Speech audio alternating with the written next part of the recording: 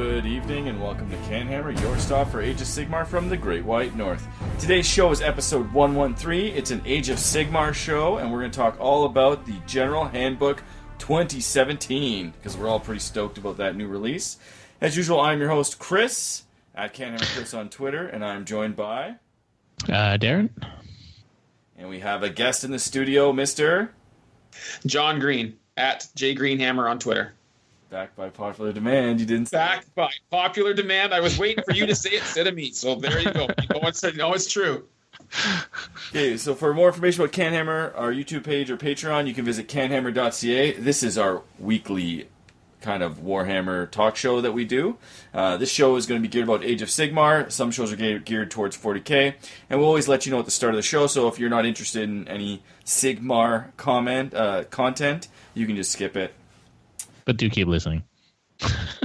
Yes. We know the numbers are skyrocketing for this episode. I know partially because I'm on it, but also because of the AOS content. Yeah, people are really stoked. This General Handbook 2017, I think, could have been released a little bit earlier. You know, I think it was a little bit later than a lot of us hoped. And tournaments have suffered lately because of it, because, you know, a few of the runaway books that were a little bit overpowered are now maybe brought in check, but it was kind of like, well, I guess these two really good books are just going to dominate for about 3 months or 4 months or 6. Yeah, the timing of it was weird. Like, it's snuck in the middle of all this crazy 40k release schedule right before Up Demon Primarch comes out for a pretty popular faction right now. So yeah, but I don't think it went unnoticed, but it was a little bit. I don't know. I found it a little bit under the radar, even a little. They didn't leak as many things as they did before, like say the Codex Space Marine came out, right? Like every day we had 2-3 leaks from Codex Space Marine, and then from GHB2 we didn't have that many leaks, like lead up, you know, like pre-hype, which they're really good at doing these days. And then they sort of saw that as well. The hype wasn't there for Age of Sigmar at any of the recent tournaments because of a lot of people were just like, General Handbook 2 is coming out. And this is maybe back in May, and they're just like, it's coming out. But yeah, we have it. So we have it. Yeah, we'll start off with our shoutouts and patrons. So go ahead, Darren. We had no specific shoutouts today, but what I wanted to do was announce that we will be doing our 5,000 YouTube subscribers giveaway. We're actually now close to 5,020, and over the next kind of week or two, just watch out for the YouTube video that's going to announce the contest, and we're going to be giving away the new Death Guard Codex and a Mortarion model. So that's a pretty sweet giveaway. And so do stay tuned to the YouTube channel and look out for that announcement. Yeah, and that was 5,000 YouTube subscribers. That's right, yeah. Yes. Darren, take us away. What kind of hobby you been doing? I've been doing a bunch of hobby as usual. I finished building Nick's orcs and just waiting for a few rockets that I had to order off eBay because, of course, they don't come with enough rockets. So they always come with like one of each weapon, right? Yeah. So it's a little bit annoying. I had to steal rockets from the Death Dreads, and they have 2 rockets each. And then after that, I still needed like 6 or 7 rockets. Of course, they probably didn't plan on people playing an entire army of rocket killicans. Well, even though that was when those first dropped in 5th edition, it was the same problem with those kits, right? Everybody wanted Grodzukas at the time, but you had one of each weapon per guy, so you had to literally buy everything extra. Yeah, luckily they're not expensive. Some bits are crazy expensive these days, but those are not, so it was easy to get a whole bunch of those. I haven't started painting them yet, but I've been trialing different ways of doing yellow. I plan on painting it yellow, and so I've been trying to put just yellow wash over white primer, which seems to work well. And I've been trying to just use Averland Sunset as a base, you know, because they got a spray can for that, so that would be pretty easy. So I don't know. I haven't decided what to do yet. I'll probably just have to spray one up and see what it looks like and just try it out. Yeah. That technique's actually on a Warhammer TV video by Duncan. He sprayed something white, Eandon color scheme, primed it white with Corax white, washed it with Cassandora yellow, highlighted it, done. It looks pretty sweet. It's got a different like tone to the yellow. It's not as solid, So it might not look as good for like orcs, but they're gonna weather the shit out of these orcs. So I don't know if they're gonna make a huge difference, but we'll see how it goes. Take a swatch to it with some browns and some Yeah. and then it might break up the yellow enough to. Yeah, like I don't normally weather my vehicles and shit. I don't really like my vehicles to look like they're beaten up. However, I'm gonna weather the crap out of these orc Gilligans. So there's probably car washes in the 41st millennium, right? So exactly. Why are these dudes driving up with like mud on their tracks, man? Clean that shit up. And like, yeah, and then it makes it weird. You're on like a cityscape and it's like muddy and stuff. Anyway, speaking of tanks, I've been building the guard part of my army, and let's see. Build models. How many hours a day?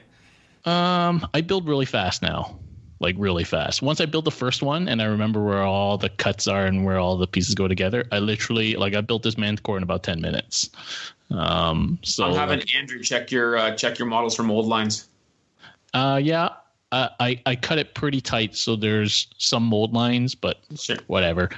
So I got like his Manticore on the Facebook photo has mold lines that are visible. Oh yeah, I can tell you it has mold lines. It's a tank, man. Shit. Yeah. I got 3 Manticores. Almost finished my 4 Thoraxes. I got 3 Hellhounds.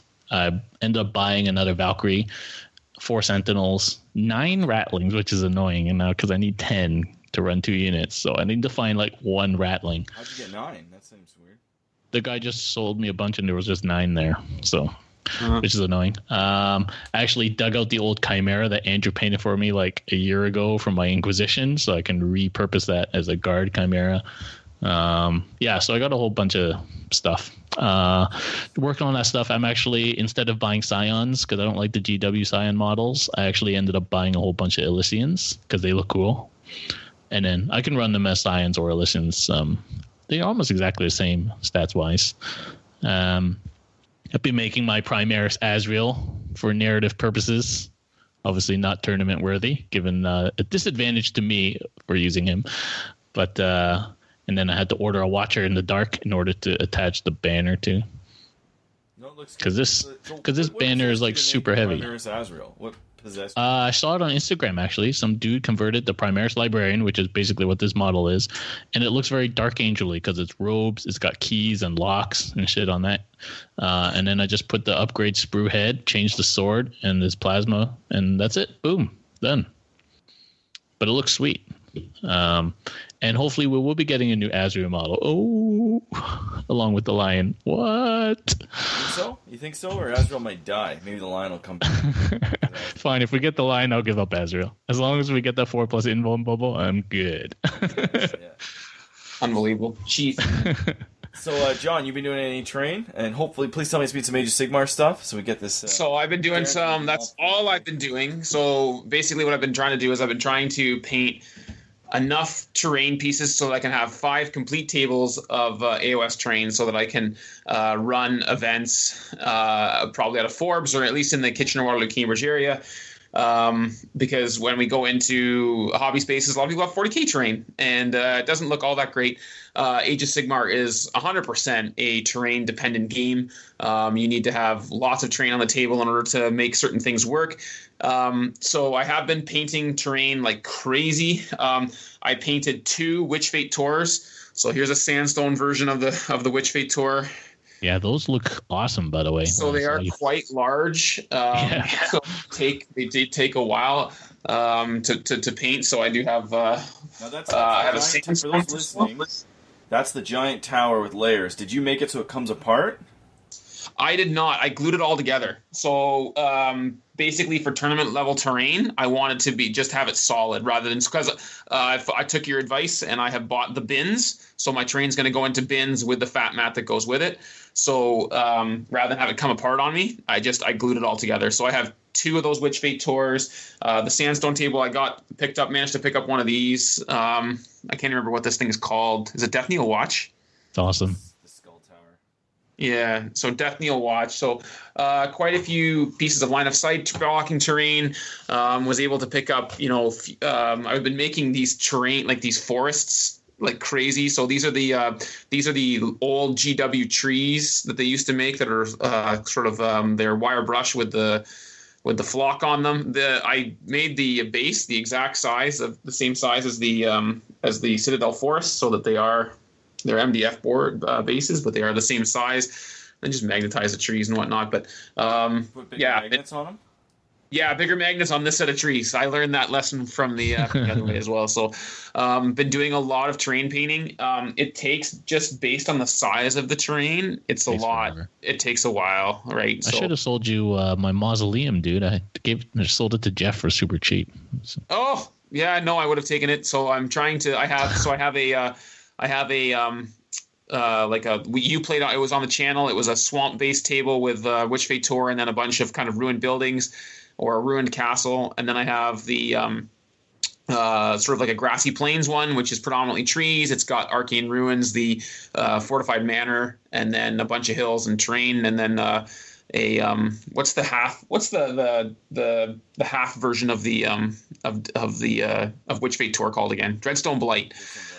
So I have a Dreadstone Blight, and then a bunch of different terrain features. Anyways, I'm trying to get to 5 complete tables. I finished 2 completely. I have like 2 sandstone buildings left to paint.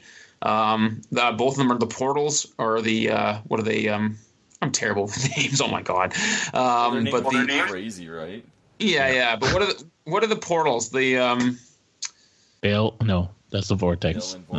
Dread. No, gate. The realm gates. Realm gates. Yeah. So I have the realm gates, and I need to paint the realm gates. I have managed to pick up of Ron. I picked up another castle, but I'm going to assemble the castle in its entirety so that it'll be just a really big piece of line of sight blocking terrain right in the middle of the table, and then a few accent pieces to go around it. I'm going to paint it snow themed so that it'll go on sort of either the tundra or the snow fat mat. And then I'm going to buy the Hellfort, the new Chaos, or it was released right at the beginning of AOS. It is called the Hellfort. The corn skull. The big corn, yeah. So I got to try and build and paint that, and that'll take me a while too. But I think I should be able to get to 4 tables fairly quickly in the next maybe month and a half, and then before Christmas I can run a smaller 8-person event, and then bring the 5th one online, and then try to get more and more tables so I can start running some of these bigger events, because I think we're missing the smaller one-day AOS events in and around the Kitchener-Waterloo area, and I'm hoping that if you build it, they will come. So I see enough people playing. The community seems to be fairly big around around Kitchener-Waterloo for the AOS players. It's just that there aren't organized events. Like there's no tournament play, and really try to motivate people to finish their armies, to finish painting them. Like, there's still a lot of half-done armies out there, people with 2,000-point armies, but I don't have a lot of interest in playing against Grey Plastic. So hopefully, if you make a tournament, and that's what motivates me to paint is tournament play. If it wasn't for tournaments, I certainly would be way slower. So, right, we've all pulled the 3-4 o'clock in the morning before the tournament trying to finish it all up. So, give people some events to participate in and see some more armies getting done. Wicked. Well, now you can buy those big boxes of like 300 skulls now. Yeah. just for all your corn scenery. There you go. They've got to have a use for something. Yeah. So I guess we'll go into my hobby. I haven't been doing too much because our show was last week, but with the General Handbook coming out, I was pretty confident about sticking with Stormcast Eternals, but for some reason, units of them can just sit on my painting desk for like a month, and I'll never actually paint them.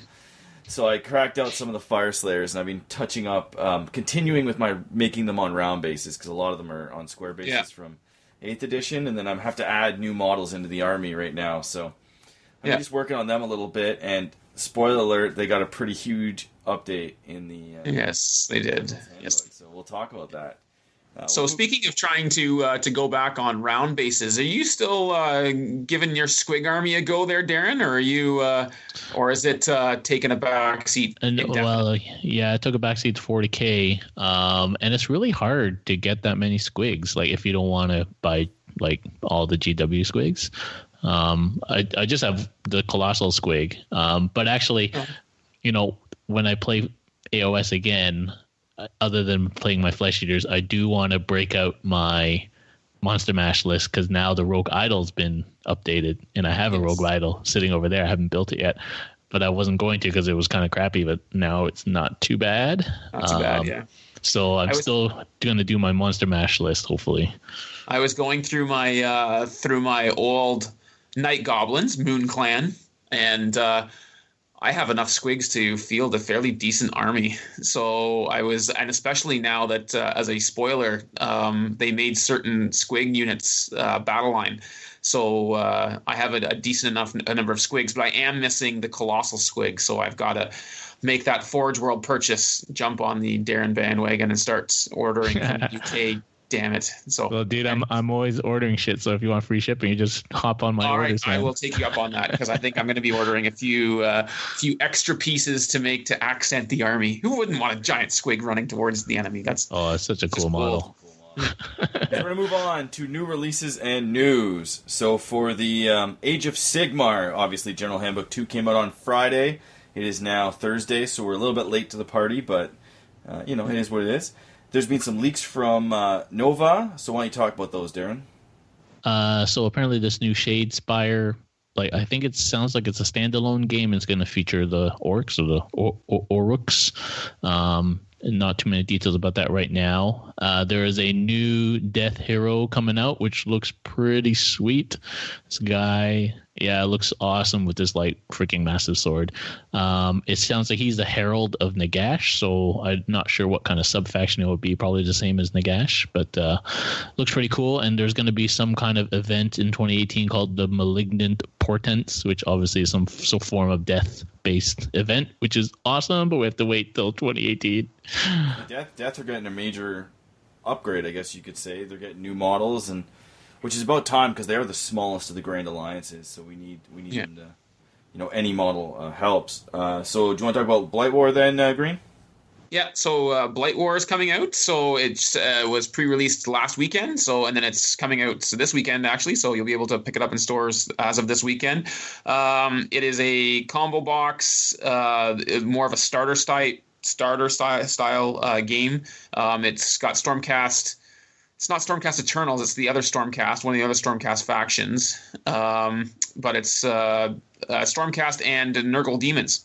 So pretty good box, $190 retail. There's two new characters, two brand new sculpts in it. The one that's there's a lot of hype for the female Stormcast sort of leader in it that the model looks pretty good. It's very dynamically posed, so a very impressive model. It'll look good in anybody's Stormcast army. But more hype, I think, is around the Nurgle Herald of Nurgle that is riding a giant slug. Oh, I love that model. Horticulous Slimux or some crazy name. Yeah, something like that.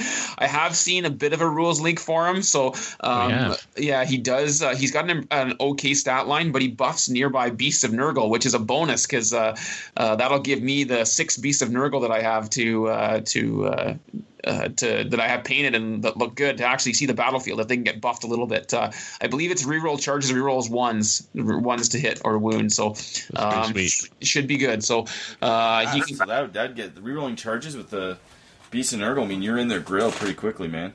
Yeah, because they can run and or flee and still charge. So definitely a bonus. So yeah, no, looking to try. He is. So I didn't say this in the hobby section, but last week 2 weeks ago, I ordered Epidemius because he was the only Nurgle demon model that I didn't own. And of course, as soon as I bought them, they released a new one. So that only comes in a starter box. That's $190.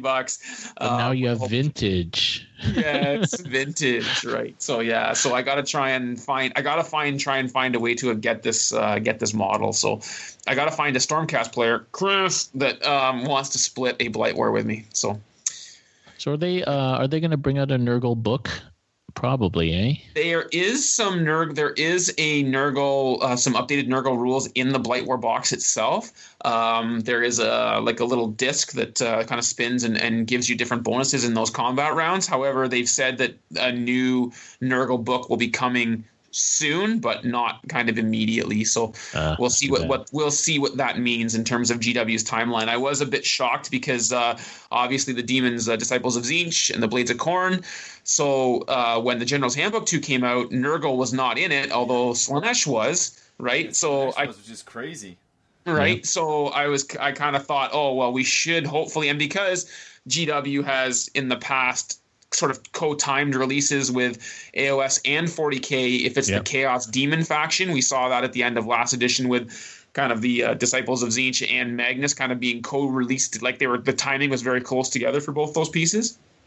So I was kind of hoping with all this pump around Death Guard that the Demons of Nurgle would see a subsequent AOS release, and I think I'm going to get it, but it'll just be I'll be eagerly anticipating that battle tome when it comes out. Let's just go with that.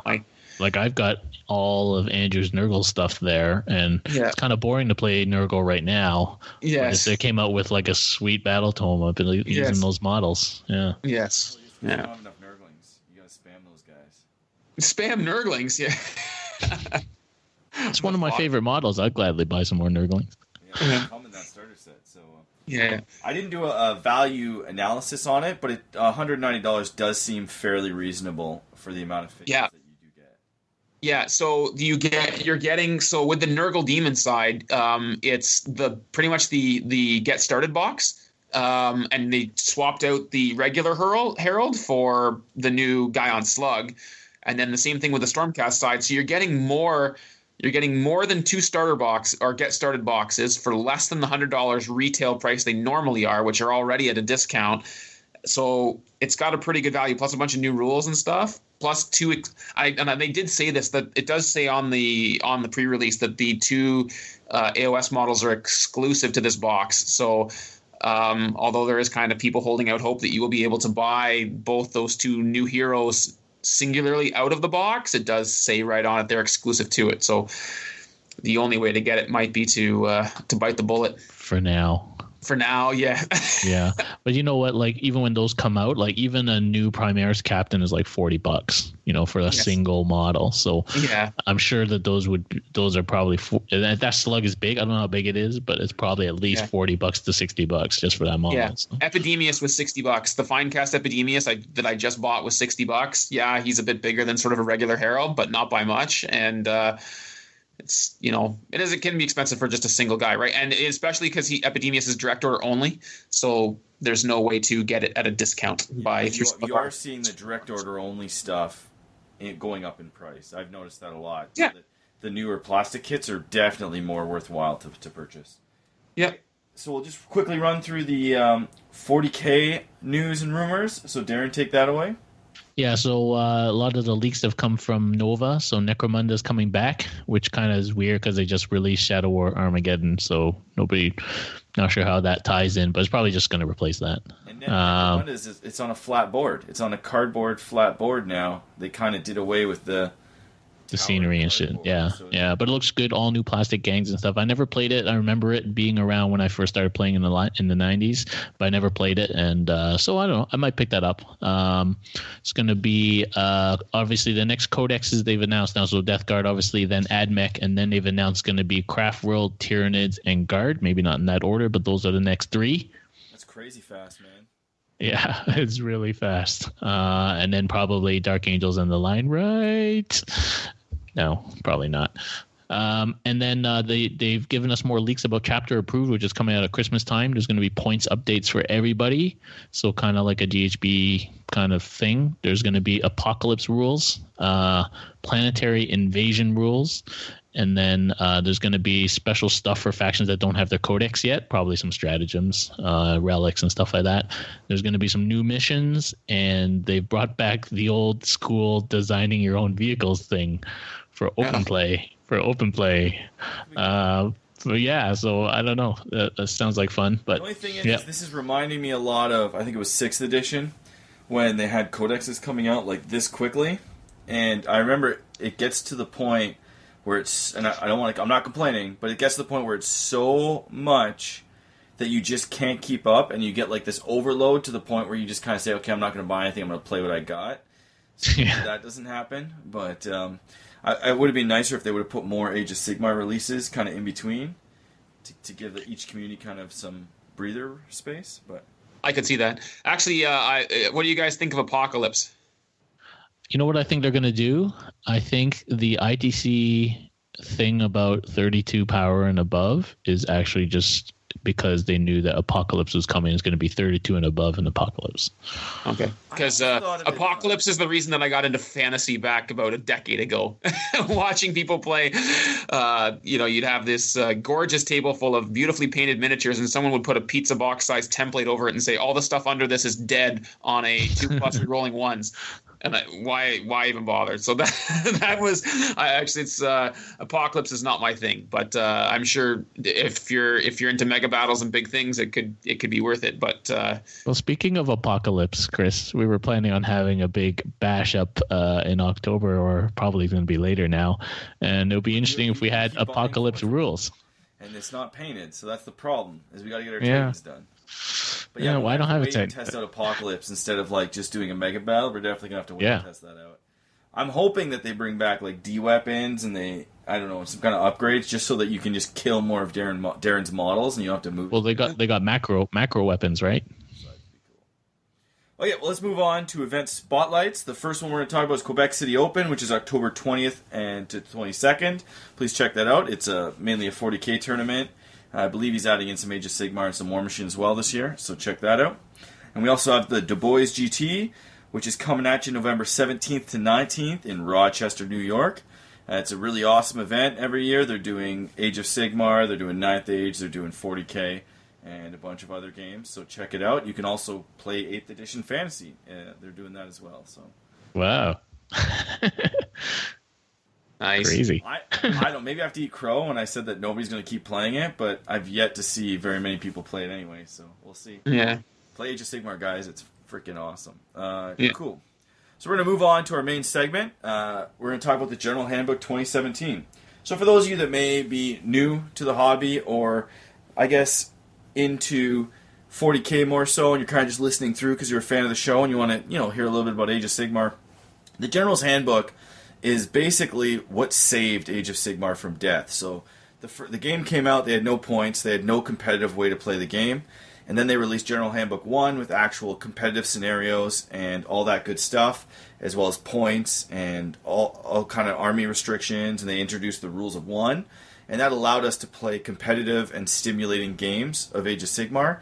Before that... I just want to interrupt you. More than competitive, it was just there was no balance, I think, is sort of a better word to use there, because there was not just from a competitive standpoint, but there was no balanced way to play the game where you could show up on a Thursday night and play a game against somebody that you didn't know in advance.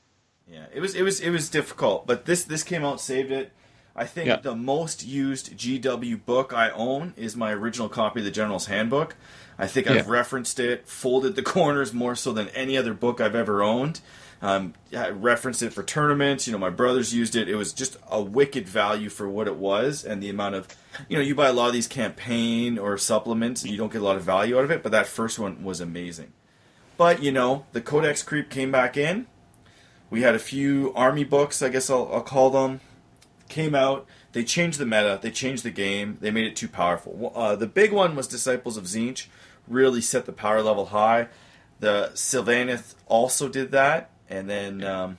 Stormcast to a lesser extent. But they're still very powerful. I think they're right up there with those two, but a lot of people don't. So I'll just go with a little I think a lot of them. We look at the meta shifts when they first came out. Like even Beast Claw Raiders when it first came out was like top tier. It went from sort of nowhere to right at the top. Yeah. And even when we look back to, even when the Bone Splitters came out, and all of a sudden people realized you could field 120 shots without breaking a sweat.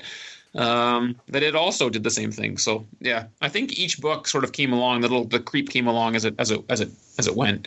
Yeah, and so a lot of the older factions that were less developed or had books that were released kind of before this new format where they had alliance abilities and things like that, they kind of just fell by the wayside. So if you played Fire Slayers, it was almost unplayable for a while there. And a lot of the undead factions that aren't the major, Tomb Kings or to a certain extent, Flesh Eater Court for a while there, but they also fell by the wayside. It kind of, we kind of got to a place where you either played the top books or you didn't, and a lot of people kind of were like, we need a new General's Handbook. And GW kind of gave a teaser. They said, okay, we're going to do it, but it came out much later than people anticipated. So what I noticed locally is all the Age of Sigmar hype kind of dropped, and a lot of people were just like, I'm not going to play till the next General Handbook comes out. Well, I was expecting it before new 40K, Exactly. right? Like sort of June time, and then if 40K pipped it, and that was it. Like, yeah. Well, anyway, so we'll jump into it. So this is the new one. It just came out last Friday, as we said. Now they've broken it into essentially 4 parts, and we're going to go through kind of one at a time. The first 2 we're going to go through rather briefly and talk about what we like out of it, and then because we're more of a competitive podcast, once we get into the competitive side of it, we'll definitely flush it out a bit more. So we'll start off with open play. So open play is basically their answer to do what you want in your basement. It's a lot of fun. Now, one of the cool things about open play is that initially I was like, open play, that thing that I will never do. And then they came out with open war cards, and so I'm going to let Darren talk about these because he's played them for 40K, but they're the same concept. These things make me want to play open play for fun. Yeah, so it was a concept that first came out in 40K, I don't know, like a few months ago, 2 months ago. And it was just basically, if you want to play a game, just get an opponent, decide on a point level, and pick 3 cards. And it just randomizes your mission, your deployment, and like a little twist. And then they have another couple of sets of cards that balance the things if, say, you have 2,000 points and somebody has 1,000 points. So they're like sudden death conditions where literally, like, after turn 3, if this happens, you win. Like, really crazy sudden death stuff. And then there's like other but basically it's just a way of randomly making a game, totally random, and every time it's completely different. And so at first it seems like Chris said, like, oh, it's not for competitive players, it's just like, random open games, but in fact you can play these competitively and it's super fun. And every game is different. And so actually, when people have seen it on the channel, a lot of the games that I play just with people in my basement, we've been using the open war cards. It's been really fun.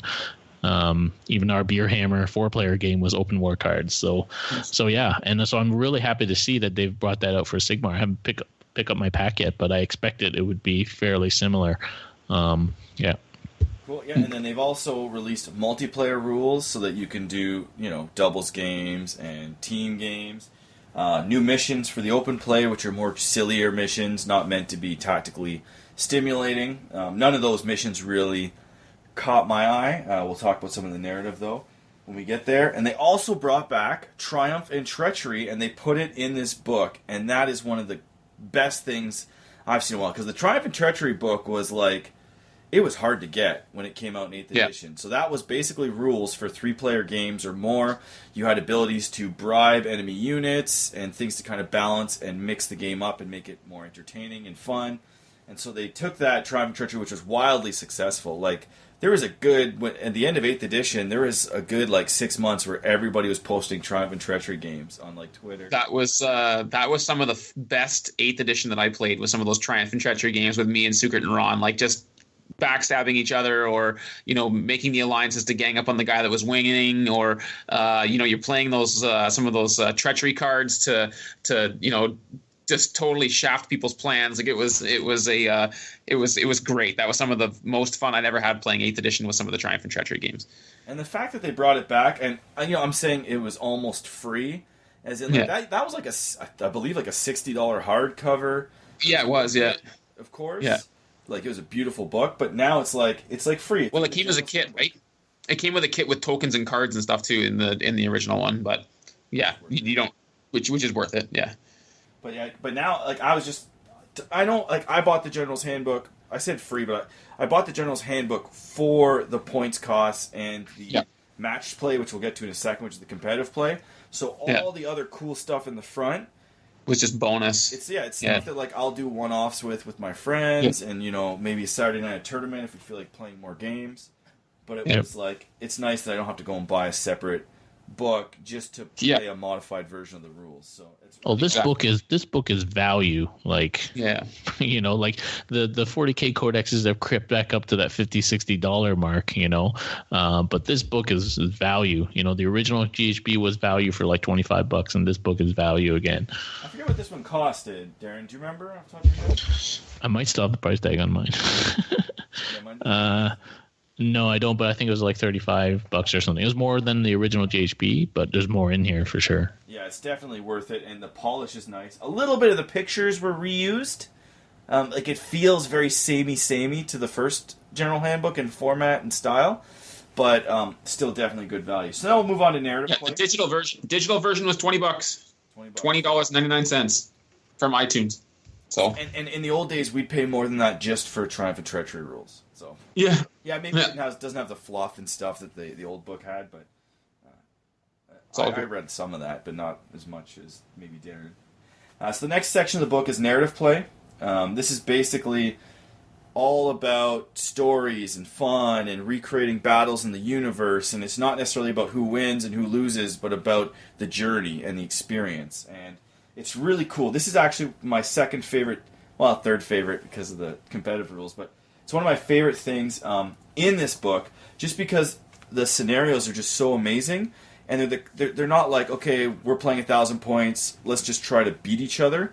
Like, my favorite new mission is it's got Through the Breach, which is basically one player deploys in this little tiny like bubble in the bottom center of the board, and the other guy has more stuff and deploys all over the board, and you basically have to table the guy with less points, and if you don't, you lose. So it's really like aggressive.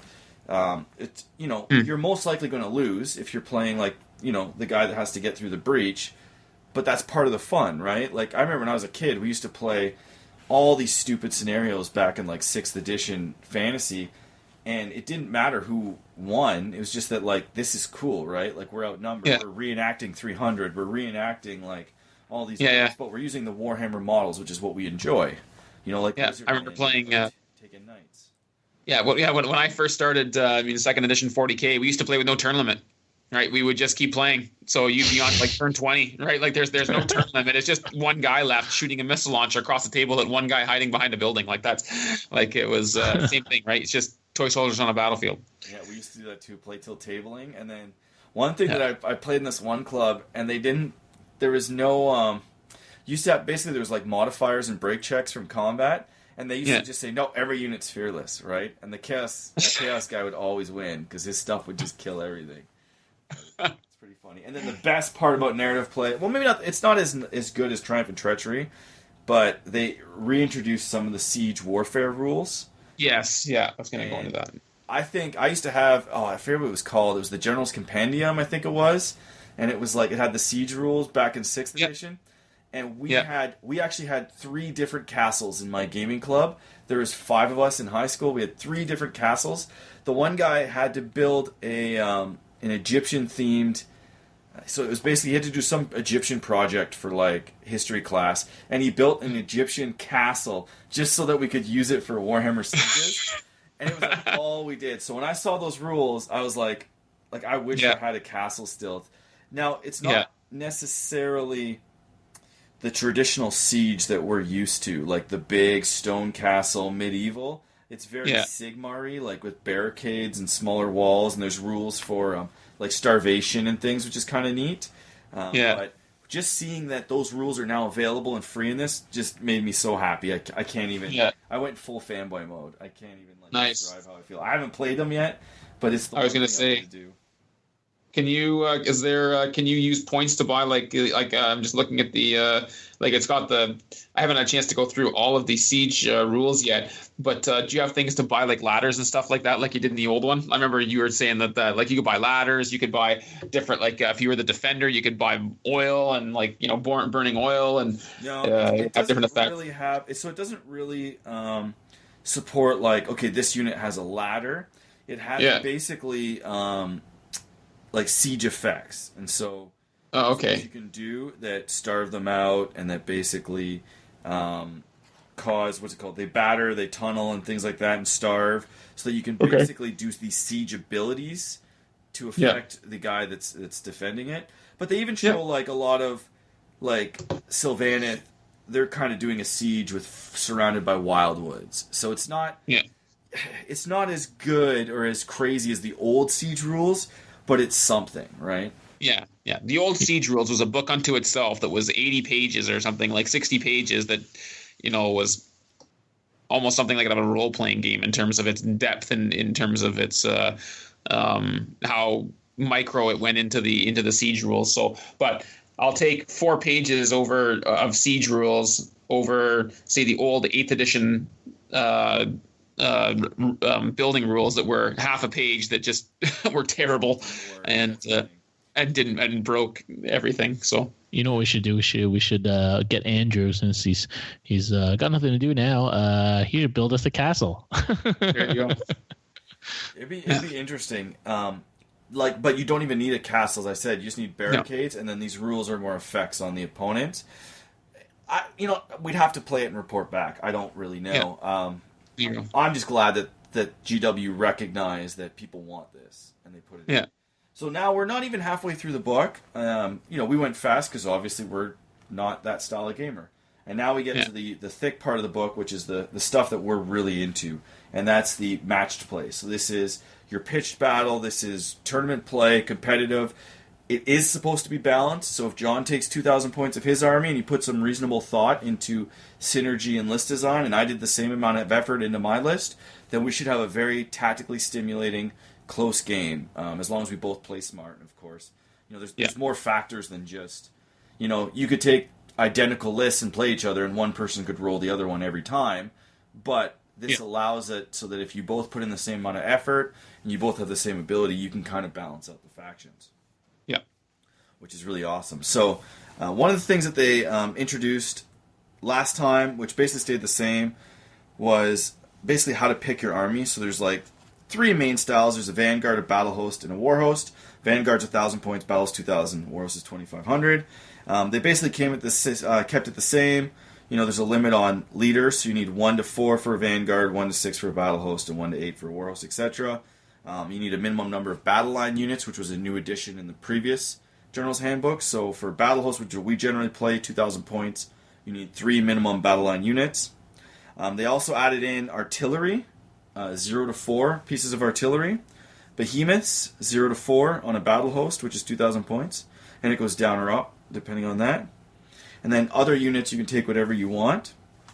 And this new thing they added in is allies. And so you get 20% of allies. Mm-hmm.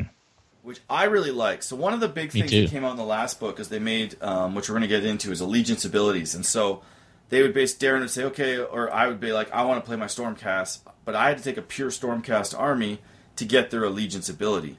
And that kind of sucks, because I painted up some Empire Battle Wizards to go with my Stormcast. I had a huge converted, I just had a Hurricanum that I was working on with the Stormcast models, and it was like, all of a sudden I can't use them if I want the Stormcast Allegiance ability. And so what this allowed you to do is basically take something for fun to complement your army. Now, they don't get to use the same Allegiance ability, so because you took a Stormcast army and you get your teleport, well, if you take a Hurricanum, it doesn't get to teleport, but now you can actually take it and it doesn't change your army. Now, there are some restrictions on these allies. They can't be your general. They don't count towards your battle line units. So I think that's it, actually, for restrictions. And it's a pretty big deal. So what do you guys think of this? I think it is a good deal. I think it is a big deal. It's probably one of, if not the biggest change that was made. And you touched on the allegiance abilities, but also the ability, a lot of some of the newer books, or well, not just even them, but they had battle line units would unlock if you stayed within a single faction. Yep. So, for example, you would have in your Stormcast army, you would have Judicators, which are arguably one of the best, if not the best, battle line unit in the game. When they were battle line for all of Order, they were. Yeah. But when they're battle line for Stormcast, you still want to use them as battle line Stormcast. But if you took any non-Stormcast model, all of a sudden your allegiance was Order, and you couldn't take Judicators as battle line anymore. Yeah. So you're not affecting some of those those better battle line units. You know, by having these allies as well, right? So there's definitely some options there, and then the allies are the same as they were in whether it be 40K or previous editions of Warhammer. They allow you to plug in holes that you have in your regular army. So if I look at your army, your Stormcasted army, you had mentioned that you painted two battle wizards. It's because Stormcast don't have wizards, so it allows you to plug in that gap. I look at my own Nurgle Demon army. I almost have no shooting. So I can take a reduction, and then I can start using some shooting or adding in shooting units so that to give me a threat in that phase of the game, which I currently miss. So I think the allies is going to be a big deal. I think it's probably the biggest deal that came out in the book, and it'll be interesting to see what people start mashing together or what people start taking. Yeah. Sorry, go ahead, Darren. Yeah, like so Death didn't really have any options before. Even Flesh Eaters, which was probably the most fleshed out Death faction, didn't have allegiance abilities. So I would put the Mournguls in my list just because it didn't make any difference to my allegiance, right? And then now if I do that before this allies thing, actually I just had the biggest deja vu, like we've discussed this before on a previous AOS podcast, but then I would lose my Flesh Eater stuff, and I haven't tried the new stuff out yet, but it looks pretty tasty. But now with allies, I can still do that. So, and then things like Crypt Horrors I can use as battle line now without using zombies, and so it's a big deal. Yeah.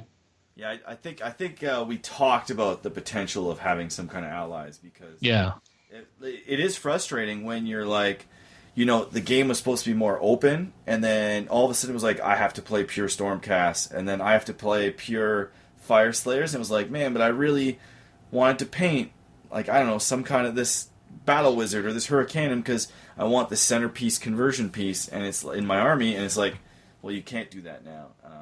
So that was really cool. The next big change they made is the Rules of One. They added 2 more Rules of One, which aren't really Rules of One, but they still labeled them Rules of One, which I'm okay with. So, John, do you want to get into the 2 new Rules of One? Sure. So the fourth new rule of one, and I'm sure you picked me this because I was doing it for a long time, and that is you can no longer reroll or modify the roll for the start of the battle round. So for those of you that would have listened to the CCBB broadcast, not this year but the previous one, the recap, you would have heard me say how I was using Kairos to basically guarantee myself a double turn. You cannot modify the turn rolls anymore, which I think is a good thing. Because there were certain other factions that had the ability to do it, but Kairos was not the only one. But I think that if you're going to stop it for some, you should stop it for all of them. Yeah, and they took it away from Kairos, but there was still one skink that could still kind of do it. And I think that was it near the end there. I think there's only one or two that could do it, but it's good that it's gone. Yeah, there is a death unit that lets you, if it's a tie, you can pick who gets the next turn, but it's not really modifying the roll. So no. So what's the 5th rule of one? The 5th rule of one is that you can't double up on artifacts of power. So this is more of a rule of one, but you can't when you're selecting artifacts for your characters, you can't take any doubles in your army. So this is really going to impact a lot of the destruction armies that were loading up on Battle Brews, or some of your So that's probably the biggest. That's the biggest one. 3 oaken armors. That's one where it's like, oh. So good that's been fixed. Yeah, so and then you're right. It's a good thing that this that hole got plugged, because there were certain items that were way better than others, and they were the default choice. So now that that's gone, it's a good thing. Let's force people to. And this was always. If we go back to generations of the game, it was always you could only have a magic item appear in an army once. So it's kind of going back to an old rule. I think that was I get the feeling that was the intent. Yeah. And then they kind of just left it open. Like even the mirror shield, which is my favorite item in the Stormcast, but you could take them on all your characters, and then you're like, well, my whole army, all my characters are -2 to shoot at. That's a big deal. Yeah, it was. Yeah. So a question about the second rule of one: has that changed? The bit about 6s are auto hits and yes, so they did. 1s are auto misses. Yes, like 40K basically. Yeah, because sixes did not used to be auto hits before. So that's changed. And then they also did this. They made it. Did they change it to make it like 40K? So it's all pre-modifier. Yeah. Well, that was always as per It the was FAQ. It was always like It was that. always Okay. that you modify after a reroll. Yeah. And I was a bit surprised. But the option to reroll is they've clarified in the FAQs that the option to reroll, it's your choice. Yeah. So if you roll if it's if you know you need a 4 up to hit and you have +1 and you roll a 3, you don't have to reroll your 3 because you can just wait for the modifier to kick in and you hit. Yeah. I was a bit surprised they didn't put in a rule of one saying no stacking same effects. Yeah. But then they seem to have gone through and changed each of those effects individually, like with the FAQ and the chemist thing. So maybe that won't happen. But there's nowhere in there that says you can't, like they did in FAQ, Mourngol stacking effects or things like that. So anyway, I was change Mourngol. They changed the Mourngol, yeah. That's also anything that stacked and was abusable. Generally, they've changed individually those rules, and I kind of like it that way because then you could have an ability that stacks. If it needs to be, right? As long as it's balanced within the game, why handicap yourself or constrain yourself to never be allowed to do that? Yeah. The one that is missing that I thought for sure was going to get added was that they were going to make prayers and spells the same thing. Yeah. So you could not multi-stack prayers, but it's not in here. So you can still yeah. Now, maybe that'll be FAQ'd in the future, or I read through the storm. I don't remember seeing it in the FAQ, but I only started taking one Relictor anyway. I personally take it for the Velexor because it's a guaranteed once per game. Even though the Relictor is probably better, I'm not really good with rolling 3 pluses. Yeah, well, the one that you see a lot of is the Bloodbound, the priest from there, the slaughter priest that can stack that +1 to hit, and you can take the I can't remember what the name of the formation is, but with the blood secretor and the 3 and up to 3 slaughter priests, and then the prayer attempt becomes rerollable, so it's a 4-up rerollable, and the +1 to hit, the +1 armor save, and you can keep stacking those +1 to hits, and it can get pretty powerful pretty quick. So I was surprised to not see that prayers weren't included in the mage rules or in the spell rules. And at least one of the big nerfs that was in the FAQ is that Sail's ability no longer works. It's on Slaves to Darkness. So that actually changes a lot of that stuff. Now, you could still just take a Slaves to Darkness Corn unit and like stack the hell out of it and throw it out there, but at least it restricts it. You're not getting hit with bloodletters that are super stacked up and ready to kill you now. They actually have to walk across the board, and they're very susceptible to shooting. So yes, they are. Cool. So that's the rules of 1. Reinforcement points, for the most part, stayed the same. It's just I think it's a little bit clearer written, and in the FAQ they cleared up some stuff as well. And then after that, Triumphs, very similar. And they went on and they released all new scenarios. Some of them are very similar to the previous ones. Let's say, yeah. But a lot of them are very different. And it's enough. So the way that I see this is like a new season of scenarios. So they are different enough that it's like, it's okay, we don't have to play the old stuff, but some of them are very similar that your old tactics and lists might still be applicable. Yeah. So I want to go through super briefly these scenarios because we're going to be playing them in tournaments like crazy. So I want people to kind of hear what we think's going on. So the first scenario that came up is Knife to the Heart. So what's that one like, Darren? So this is similar to, I can't remember what it was called, but with the diagonal deployment and the objective like in the middle of your diagonal. I guess the big difference here, so a lot of these missions are different because like the point of the mission is the same in terms of number of objectives, but they're different in terms of the deployment. And then you have to read very carefully the victory conditions about how you hold the objectives. And so this one says that you have to have 5 or more models to hold the objective and none of your enemies' models within 6 inches, but you can have 5 models from any of your units, so they all kind of combine together to hold the objective, which is key, and that's and then it's different for all the other missions, kind of how you actually hold the objectives. Yeah, so that's basically This one's not new. It's just like, as you said, just the deployment's different. yeah, But it's basically the same as the auto tie. You either score both objectives by the end of yeah, any round. If not, it's a minor victory. yeah. Any round after the turn 3. After turn So- 3. Yeah. Turn 3 Yeah. on. Cool. Now the next mission, which I think is very strange, is this. It's called Total Conquest. Now the deployment is extremely hard for me to describe. Yeah. How do you set that up? Like a stepped, it's like a ladder almost. Like it's But like it's like all steps. curved and stuff. Yeah. Like Yeah. So basically, Measuring. divide the board into 6 2x2 squares, and you start at one side. So if I'm on one side of the table on the long edge, you start on my side, and you basically divide my leftmost square in half. And then you go up and you draw a line in the middle, and then you divide my rightmost square in half on the opponent's end. So you have like this snake going through the middle of the board, and you only have to deploy 9 inches off of this deployment. So that means you're only 18 inches apart, which is crazy close. This is the hardest mission for me to wrap my head around yeah. how I'm going to engage the enemies. Because if you don't deploy right, you could definitely get caught out way too close to an assaulting army or like a destruction army very easily in a mission like this. And the problem too is that 2 of the objectives are in no man's land, and then you each have one objective in your own territory, but far back in kind of the corners.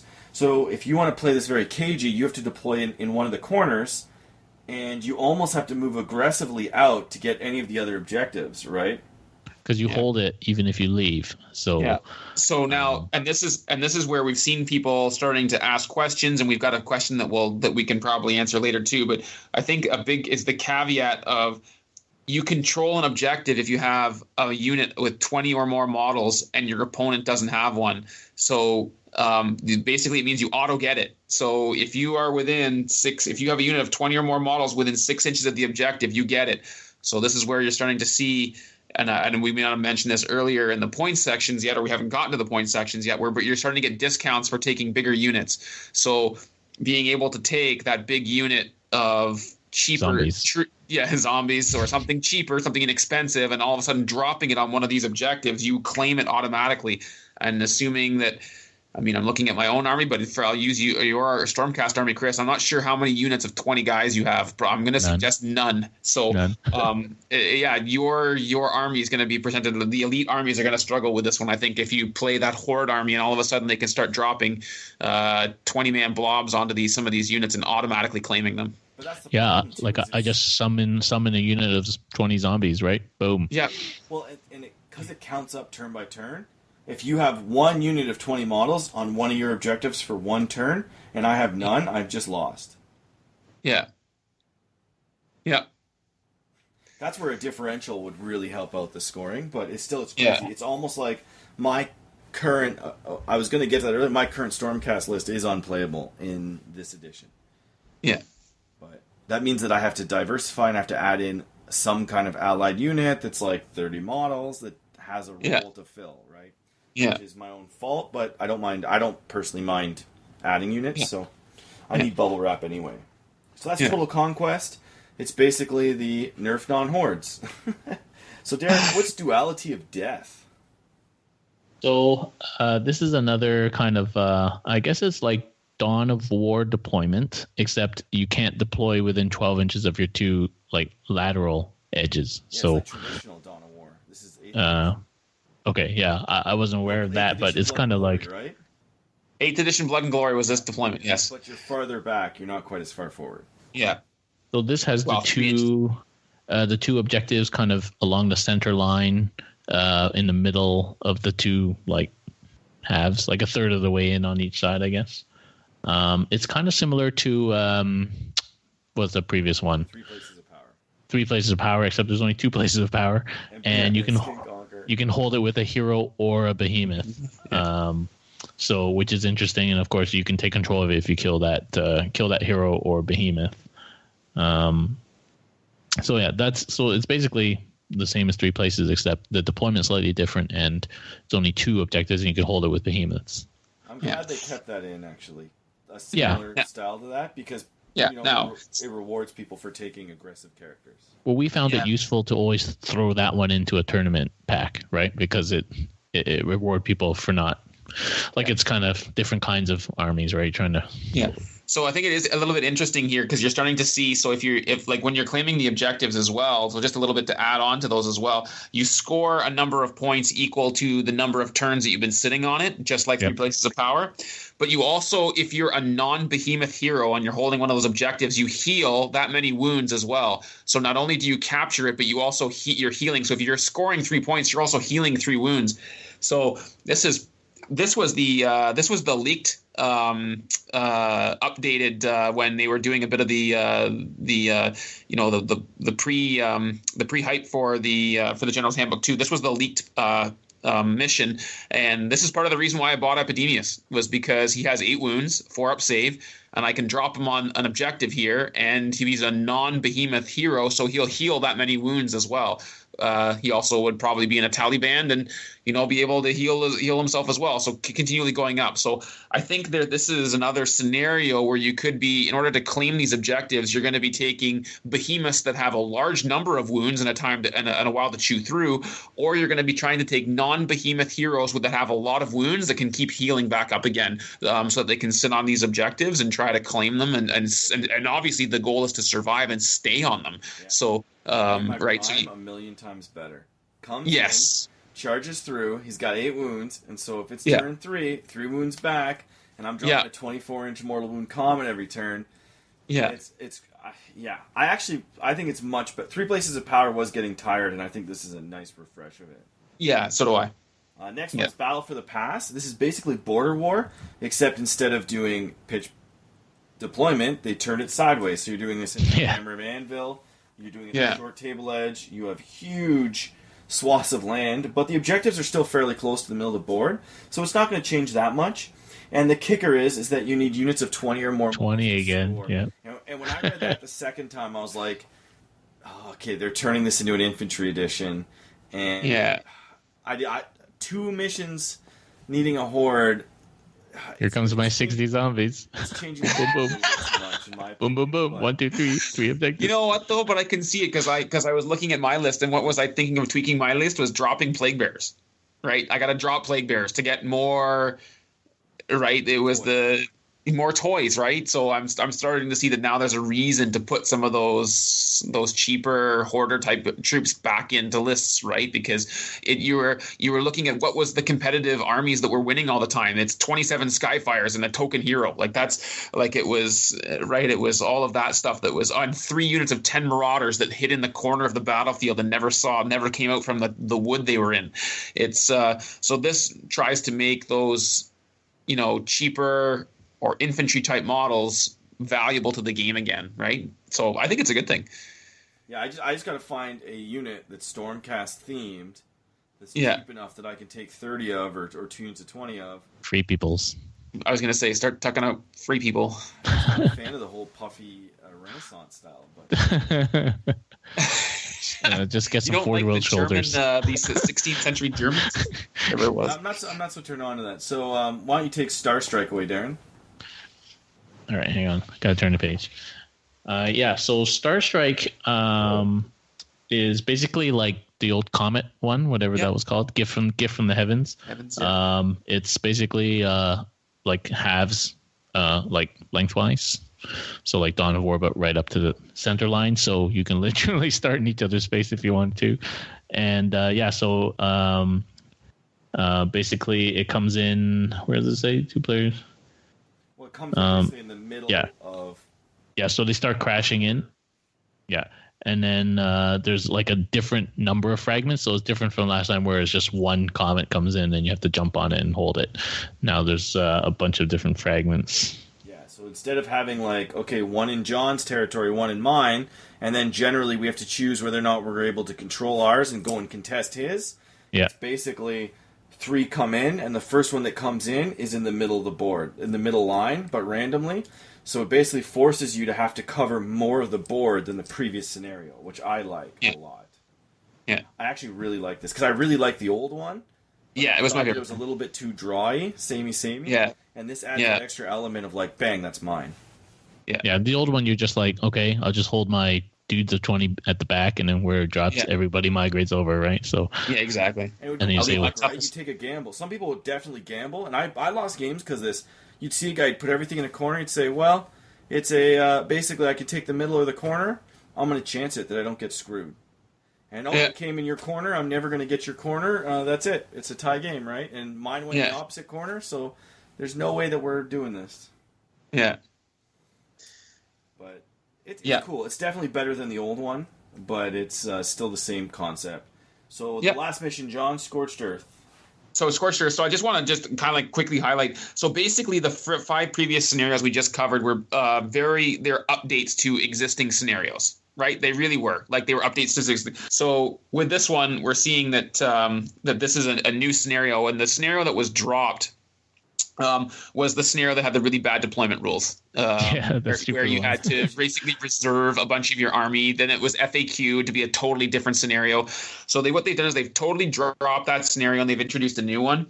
And it's Scorched Earth. It's called. You basically divide the table into sixths as you would. So basically, into 6 equal squares, and you place an objective in each of the center of those 6 squares. And they are your territory and your opponent's territory. And each you can claim an objective, and then you score 1 victory point at the end of each turn for an objective you control. But rather than score objectives for your opponent's turns, you can raise it. So you can basically destroy it instead. So if you want to, so you've got these 6 objectives, and you think, I can quickly blitz that one objective, but I won't be able to hold it. You can just go in and say, I'm going to destroy it instead. So now there's only 5 objectives on the table, so that you can, scoring those points becomes more difficult, because instead of 6 objectives, now there's 5, and you can destroy them so that you can prevent your opponent from being able to take them. So and you get D3 for destroying it. D3 victory points for doing so, right? So there is bonuses. I think this one. I think this might be my new favorite. I think this one would be fun. Really interesting, depending on being able to try to blitz different objectives and think, can I kill this and hold it, or am I going to have to destroy it? I think this one can be add some really cool dynamics to it. This one does kind of worry me in that as a Stormcast player, I was like, I could just take a ton of objectives early and destroy them all. Yeah. So that does kind of worry me that some of the faster Sylvaneth armies that have a lot of board mobility, they could definitely shut things down. So that was just only a concern that I had, but it's definitely really different. But it is. But I think it is, when we look at this style of game or this style of mission where you have where you're trying to blitz objectives with potentially smaller, scoutier units, is completely different over some of the previous 2 where you're using hordes to hold objectives. So really challenging players to have a comprehensive or a really well-balanced, well-rounded army in order to take and compete across all these 6 different scenarios when some of them are so radically different from each other. But your horde is not really disadvantaged here, because they would still hold those objectives. So if you shot 3 guys into their zone, you wouldn't hold us. You can't destroy it. Right. So if I sat 20 zombies, your hordes are going to be less mobile and easier to block. Right, so if your whole army is hordes, if your whole army is hordes, right, your horde, you can drop a hordes on your objectives, but if you've taken lots of hordes and they're going to try and hold on to your 3 objectives for the whole game, that means you're not really going after your opponents. Very good. Cool. So that's it for the scenarios. All in all, I'm very happy with them. Are you guys also? Yeah, I'm just glad we have new stuff to play. I was going to say that's the biggest thing for me too, is that after a year of playing of pretty much exclusively playing General's Handbook 1 scenarios, I'm happy to just have 6 new ones. And then you add open war to this, right? So, I remember the 7th edition going to a tournament and playing 5 to 6 games of pitched battle and being completely satisfied. And so I kind of like that, even though it was 6 different scenarios. Well, we never played escalation; we always played 5 generally, and it kind of felt like that. This is the pitched battle, but they're 5 different scenarios. And then, but I am also glad that it's changed. But I wasn't sick of them necessarily. There was only 1 or 2 I was sick of, but the rest I still liked. So I was kind of upset that not upset. I was a little tearful that they changed everything, but you could always just use the old ones if you wanted to. Yeah, without using the names of them, because I just can't remember them from the General's Handbook 1, I found that the very first mission, and we'll see how different it plays in this one, given that they are two very similar, was almost an automatic tie game, unless you really played someone that didn't know what they were doing, or your arm, right? Or was a total mismatch. It was basically impossible not to end up with a minor victory, or not a minor victory, but not end up with some kind of minor win or minor loss. Like the primary was almost a foregone conclusion was going to be a tie. Like anybody that didn't pack almost their entire army around their own objective and said basically, you may take off a bunch of my army, but you're not touching this objective. Right, was and then the other deployment, the other scenario that I didn't like was the one with the messed up deployments that they ended up FAQing, which was terrible. But the other ones were solid. I think the variations on them will just and I think the whole book, I mean, coming up to our closing thoughts, but they've taken what they learned from the first one and they've tweaked it and they've made it just that little bit better. It's a revive, or it's an upgrade as opposed to a total start from scratch. Which I think is how you get a balanced game, is upgrade. Yeah. Okay, so I'm just they changed a lot of the pitch battle points and profiles. There's not much for us to say on that. They added a star to anything that changed in points, and if you go I wish they would do that for 40K. When they change points, put a little marker or something saying that this has changed points. It's so handy. Why don't they do that for 40K? It's great. Now, John did kind of mention that any infantry units, they basically got cheaper if you took max unit size. So you're some of them rewarded for taking 30s or 20s of units now. Yeah. It's not a lot of points. It'll be like you'll save 20 or 30 points out of like 300 to 400, but it just adds that little edge, and if you combine it with the scenarios, you're definitely going to have to buy and maintain a couple big units, which most people who played 8th edition should have on their shelf.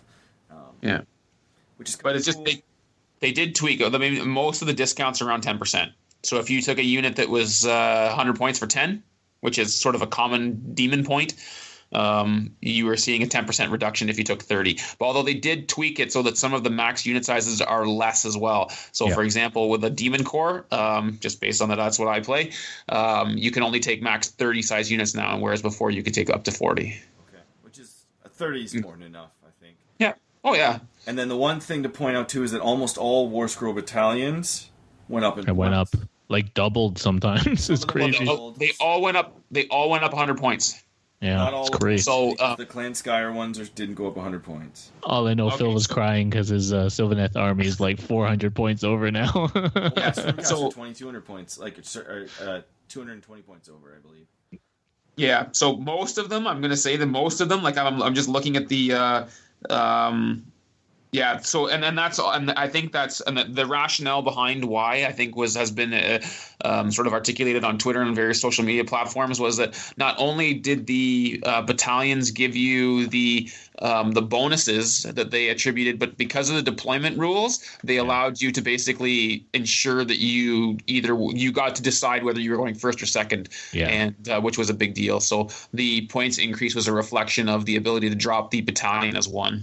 Especially like those Sylvaneth like could drop their whole army in like one drop, right? Like it was too much. My Stormcast army was one drop. Yeah. But my Taliban was, I mean, my Nurgle demons were 2, and I could have easily made it 1. It was only a Demon Prince of Nurgle was the only reason it was 2. But I could have easily made mine 1 as well. Well, are you keeping the Taliban in now that it doubled in points cost? Because it's 200 points now. Yeah, so I've got to do some list redesign, right? So it doubled up. It's interesting. So on one hand, you think, okay, it's easy. I'll just drop a unit of 20 Plague Bearers down to 10, and then I'm back to 2,000 points. But it'll be. But then again, I need more units to have 20 guys in it. So we'll see what happens. Yeah. You don't want to give away your list secrets, John. But yeah, it's no. I haven't figured it out yet. That's the. I don't want to pretend to be any smarter than I am. I don't have I just haven't. I've got to get some games in to figure out if it's worth it or not. Yeah, and so there's some factions where everything dropped or went up in points. So just be aware of that. Start fresh with all your lists and go through and be very, very careful now. Some factions went down dramatically and some went up. So it's anybody's game right now. The meta is completely different based on points. Like my Fireslayer army on average went down 20 to 25%. And just be warned, the Azure app, the points are actually up to date. So if you open it for the first time since GHB2 came out, your list of all the points will be all weird. But the war scrolls and stuff have not changed, and they hadn't seemed to program in all the weird allegiance and allies stuff yet. So just keep that in mind. But the points have changed already. Yeah, because like you'll go in there and all your lists will be overpointed. Yeah. Invalid. Yeah, exactly. Invalid. But it's worth it for sure. So the next thing that we want to talk about is they did one War Scroll update. So this actually raged a few people, but I think it makes sense now. Is the Grundstock Thunderers, which are basically Caradhran Overlord unit. Their War Scroll, the weapons options available were unobtainable by buying the boxes. So they had like you were allowed too many of certain weapons than they could possibly do. Like you'd have to buy like hundreds of these models to get the proper weapon loadouts, and then you'd have like 3 versions of it if you really wanted to go all out. So they changed that War Scroll to be better, and they threw that in here, and I'm sure it's updated in the app and online as well. I didn't check. I haven't played Caradhran Overlords in a long time, so. They also nerfed the range on the mortar. Well. Mainly on the mortar. I think actually that was the only range nerf on this War Scroll, but they dropped it down to 12 inches. And they FAQ'd the chemist stacking buff thing. So they basically screwed that whole style of Overlord play. Yeah, they took away the really crazy stackable too much. It was too much anyway. It was the retarded Overlords, and now you're going to have to take a more balanced, well-rounded Overlord army. But at least you can take larger units and have them very mobile, which will help you with a lot of those scenarios. So I think if you're thinking about the old style Overlords, taking one objective, nuking somebody, yeah, you're probably not going to be happy. But if you're thinking about taking multiple objectives and playing the scenario, I think they're still a top tier competitor. So, not that they were top tier competitive before, but they're right up there, I'd say. Yeah. That's speculation, so don't kill it to me. So the next part we're getting into is. This is, for me, what made me just fall in love with this book, is that, and oh yeah, I'm a fanboy, fuck you, blah, blah, blah. But anyway, they went and they said, okay, there's a bunch of factions that don't have allegiance abilities. And they're probably not going to get them, because they've either already had their codex done and their model lines done, but they're just a little bit too new, but not new enough to have these rules. Or there's some factions they're just obviously not getting them because they're too small, they're too nichey, and there's no plans to update them. So these factions are Fire Slayers, Seraphon, Darkling Covens, Wanderers, Slanesh, Pestilence, Skyre, Slaves to Darkness, Brayherds, Flesh Eater Courts, Nighthaunt, Soulblight, Ironjaws, Free People, and Dispossessed. They all got battle traits, command traits, and artifacts of power. And they also replaced the 3 Grand Alliance traits with new ones. Yeah. So Darren's not going to be happy, but I got my Flesh Eater, man. Yeah, now you do. But so, do you want to start off with order there, John?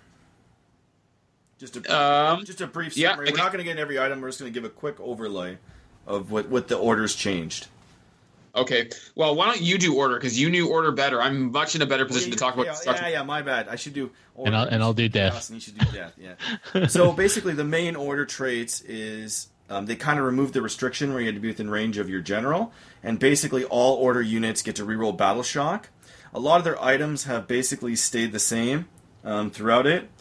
Phoenix Stone, all that good stuff is very similar. So there's not much else to change, as well as their command traits. But the big one is that the whole army rerolls Battle Shock.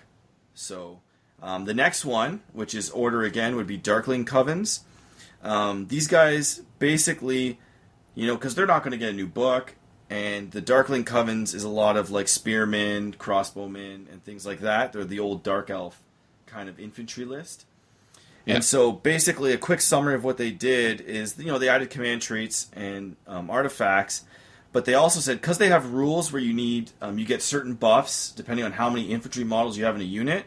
Well, they basically said, well, if you have Bleak Swords, Dark Shrouds, or Spearmen, any units within 6 inches of it, so if you get a bonus by having 30 models, they count other units of those types within 6 inches towards that 30. So you could have 30 spearmen and then 30 crossbowmen behind them, and somebody could decimate your crossbowmen, get them down to 20, but they still get the bonus of having 30 models if they're within range of 30 spearmen, which is pretty cool. Yeah. So I kind of like that. It a lot of classic Dark Elf armies had those hordes, and now they're able to still run them, which is phenomenal. And then, of course, they added in a bunch of items for them, which I'm not going to get into for the sake of time. Yeah. Dispossessed. These are basically the old-style dwarves. They basically made them stubborn on a 50% chance. So on a 1, 2, or 3, you auto-pass Battle Shock. Yeah. And then you get a grudge table that you get to basically either roll on to randomly determine the grudge, and they give you a whole bunch of abilities. So the first one is you can reroll hit rolls of 1 for friendly dispossessed units if they're fighting enemy heroes, and then you can reroll hit rolls of 1 for friendly dispossessed units. Units if the target of the attack has a move characteristic of 10 or more, and then so on. There's you reroll 1s for monsters. And so any of these different, and it keeps going on, any of these different units that you have grudges towards, friendly dispossessed units, if the target has a better save than a 4+, you reroll 1s to hit. So it's kind of interesting. It's random, but it's interesting. Yeah. And I believe we have the free people. Darren, you want to take the free people, or you want me to keep going? Yeah, you keep going. So it is worth noting here that they updated. So just as we talk about the free people's allegiance abilities, they updated some of the war scrolls, especially some of the compendium ones, and removed free people's the keyword free people from them. So, for example, Bretonia had their free people's keyword removed from them, so they don't get these, which has caused various people with certain armies to become well, that makes sense. The free people are the old but... Empire models. Yes. Minus some of the black powder and minus... Well, even I think they still have free people in there.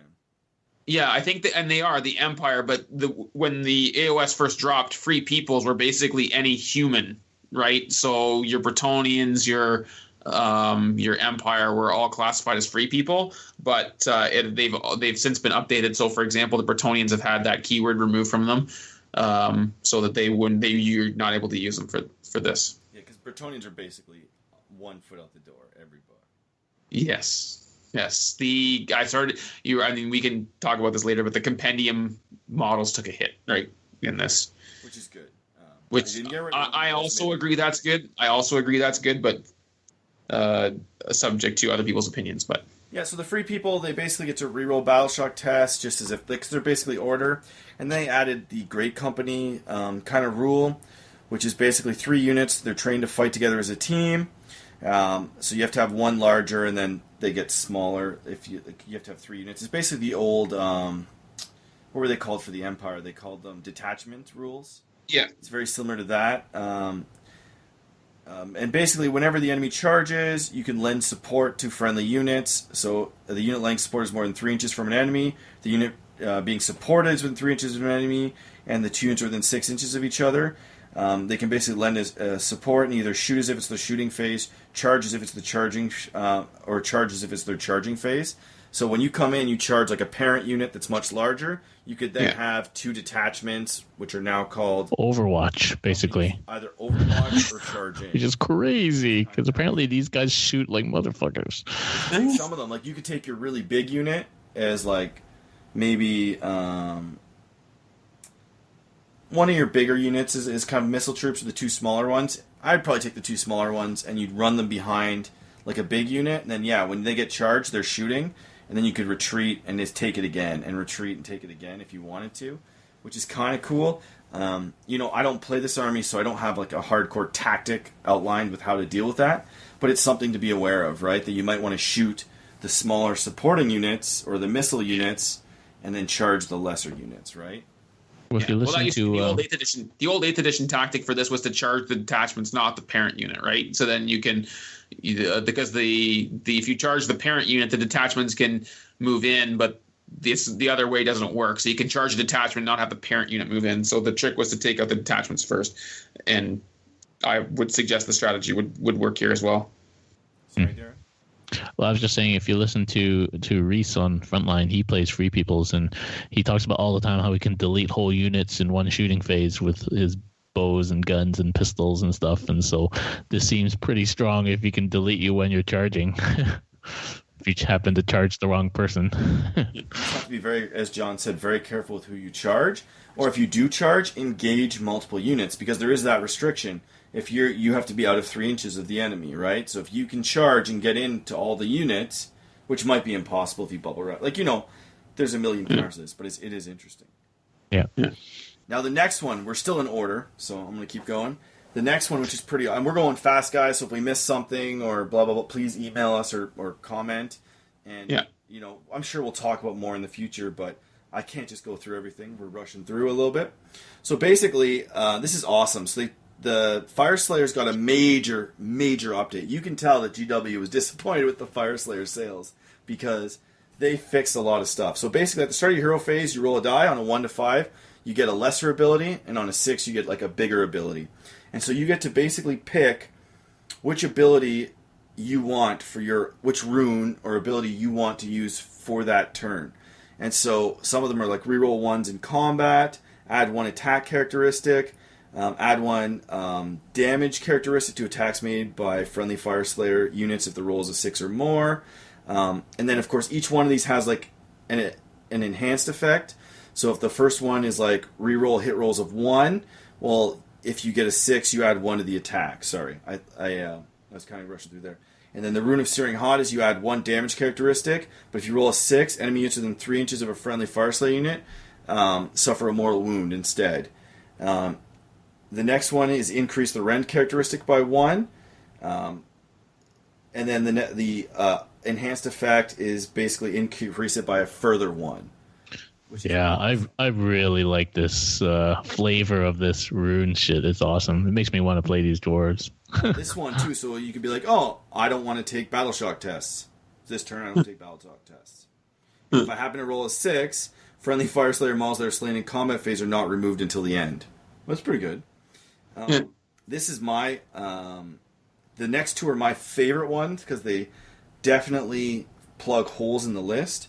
One of them is add 4 inches to the move characteristic of Fire Slayer units. 4 inches, wow. But they only move 4, right? So that puts them up to an 8, which is awesome. Because they really need that. And then it's, if you roll a 6, you add 4 to the charge rolls. Wow. So do you get both if you roll the 6, or you just get the enhanced one? I believe it's both. Yeah, on a roll of a 6, it also has the enhanced effect. Yeah, wow. Both. I just wanted to make sure because I knew that I would get hate mail. If I double you move, and you could charge like up to 16 inches. That's hardcore. Yeah. And of course, you're guaranteed it, right? So if I want to move an extra 4, I just pick that, right? And the last one, which is actually my favorite, because you can combine this with the tunneling. So one of my beefs with the Fire Slayer is that their throwing axes only had an 8-inch range, and when they tunneled, they had to be 9 inches away from the enemy, so you could never throw your axes, it felt like.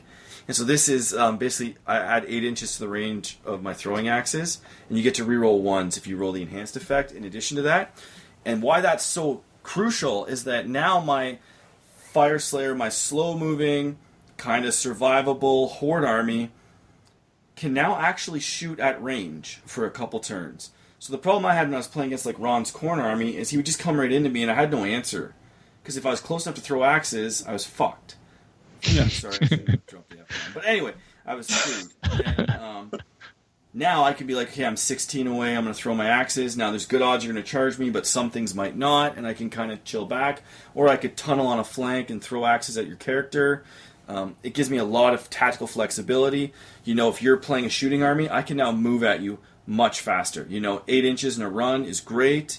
If I'm already in combat, I can buff my combat even more so, and it's amazing. This is huge. They also gave the Fire Slayers 2 lodges, which are basically formations of formations. So you can tell they really wanted to flush that book out, which is good because they had one of the first actual codex books or army books, and it lacked everything. It's a very plain battle tome, and it's very plain, and This is just enough. This 4 pages here is just enough to, plus the points decrease, to, I think, make them a top-tier book again. Only time will tell, but my list of 90 Fire Slayers now is going to... It's better than my Stormcast for scenario play. It's better. It's way more model count. They have way more flexibility now, and I think it's a big deal. So what's interesting is that Fire Slayers got it, Seraphon, and even Ironjaws got it because they were just before the kind of new style battle tomes, but Death didn't get any of it. So obviously in 2018, potentially I think we might be getting some Death stuff. But so that was interesting to see that. And the Seraphon stuff's kind of cool. We're going to talk about that a little bit later because we have a question on it. But basically the Slans can always attempt to unbind enemy spells. They have no 18-inch range on that. And once per turn in your hero phase, you can pick one of your Seraphon units anywhere on the battlefield to be transported through space and time. If you do so, you roll on a table and see what happens. On a 1, they cannot move or charge. On a 2 to 5, remove the unit from the battlefield and then set it up anywhere 9 inches away. And then on a 6, the unit is allowed to move, and the next movement phase is normal, so you can move. So they basically gave them a teleport. They made the Slans a little bit better at magic. That's about it. And then they added in, of course, artifacts and traits, which... Yeah. And a couple of battalions. And they were added in a couple of battalions, which we're not going to necessarily get into. Wanderers, they're another underused faction. John Chastney from the States plays them. They have the standard, their order, so they get to reroll battle shock tests for their army if they're all Wanderers. At the start of any of your movement phases, any Wanderer unit from your army that's in 6 inches of the edge of the battlefield can leave it to travel along a hidden pathway instead. Declare that this is what the unit is going to do and then remove it from the battlefield. You can then set up anywhere along the edge by which it left so that all models are within 6 inches of the edge of the battlefield, more than 9 inches away from the enemy. So this is pretty awesome cool. Because it allows you to put your archers in kind of like one corner and be like, oh, I'm gone, now I'm behind you, and you can kind of... You can't get too far away, but you can get far enough that you can kind of bait somebody around the board. And any Wanderer unit that retreats can shoot in the shooting phase. Which is sweet. So, I look at... Because John didn't come this year to Capital City, but I look at the Wanderers list that he's played traditionally when he came up to our tournaments. Because he came up in May, I believe, to our tournament. And this just makes Wanderers viable again, even more so. I think it actually makes them a very, very worthwhile list to play, which is Old Wood Elves, right? And a lot of people... Yeah, I was going to say, it's the Wood Elves minus the Tree Spirits, right? Which are obviously Sylvaneth, but it's the Old Wood Elves. Cool. So now on to Chaos. Johnny? All right, Chaos. So, unpredictable destruction. It stayed... pretty much the same if you're, although it did get tweaked. If you're within, if the old version was that if you were within 8 inches of a hero, then you would, on a roll of a 6, you would add +1 to hit in the combat phase. It's now been extended to 12 inches if it's your general, but it's been reduced to 3 if it's not your general. So you're starting to see a little bit of a tweak, but still basically the same core function. The command traits, there have been a couple of tweaks to them, although they are basically the same. The big one being the Lord of War, which people used to take. Sorry, not Lord of War. Which was it called? +1 to hit, which was what everybody took.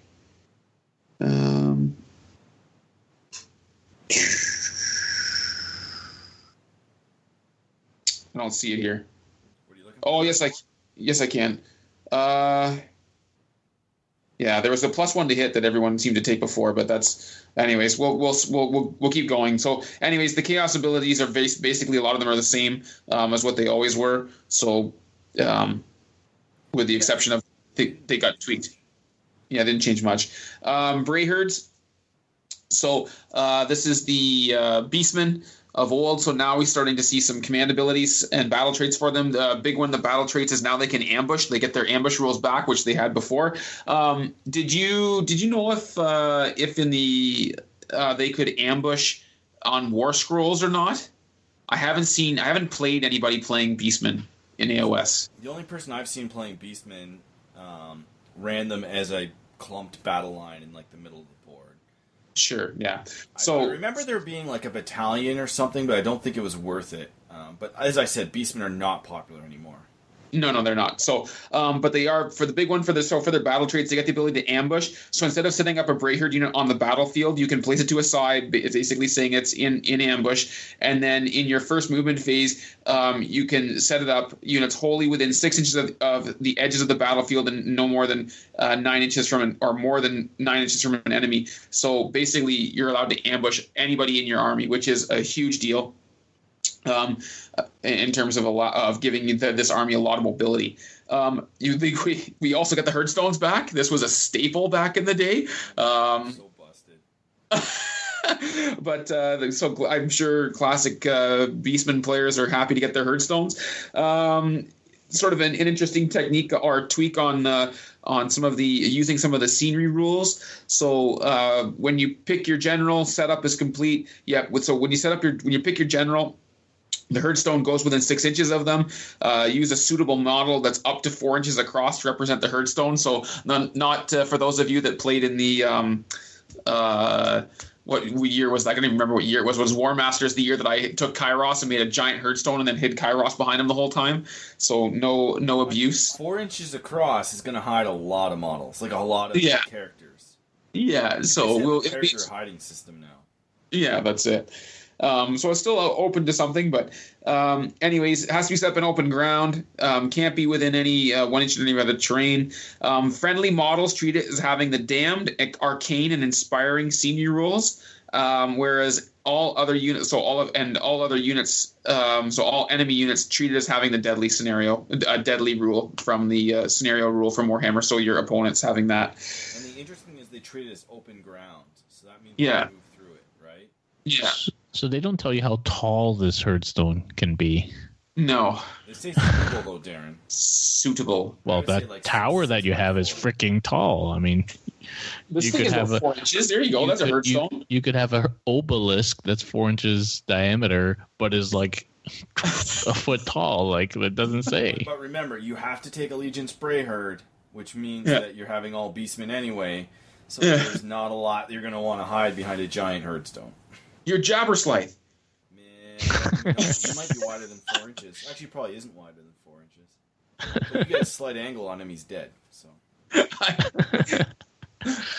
probably the worst model from. I haven't even looked at what's on its War Scroll. It was so bad in 8th edition. I was just rules-wise. It's not terrible. It's just its ugly model. Yeah. All right, the next one after Brayherds is Slaanesh. They're back. Yeah, we thought they were dead. I thought Slaanesh was dead. Yeah. Well, he can't be because he's in 40k, right? If we take the parallel universe in the AOS and into 40k, he's got to be around somewhere. So, anyways, Slaanesh gets a whole bunch of battle traits, which is good. It'll be interesting to see. They also got a get started box, which was good. So, I'm actually considering trying to build this, but we'll see where it is in the project schedule. But before you when you pick your general's command trait, you pick one of the host's associated traits to your Slaanesh army. So you get to be either a pretender, a seeker, or an invader. So if you're a pretender, the general of a pretender's host receives 2 different command traits rather than only one. If you decide to randomly generate the traits, roll again if it's the same result. If the result is the same. In addition, you can reroll hit rolls of 1 for units that have 10 or more models when they attack in the shooting or combat phase, which is pretty good because what are the oh my god, Demonettes actually have 2 attacks, right? Hitting on 4s, wounding on 4s, I think. So re-rolling the 1s gives them a bit of a bonus. And there are command traits that like buff units, not many of them, but a few of them. So with 2 shots at it, you're going to have a decent area buff for some units. Yeah. Seekers add the Seeker host, add 1 to the move characteristic and charge moves of all models in the host. Add 2 inches instead if the model's original move characteristic is 10 or more. Units in the host that are within 12 inches of the enemy in the charge phase must attempt to charge if allowed to do so, and the unit must successfully complete the charge if the charge roll is high enough to do so. I don't think this is that great because Slaanesh models already move super quick, so having an 11-inch move versus a 10-inch move is not... You're already up the battlefield that much quicker. I don't know how much faster you have to go.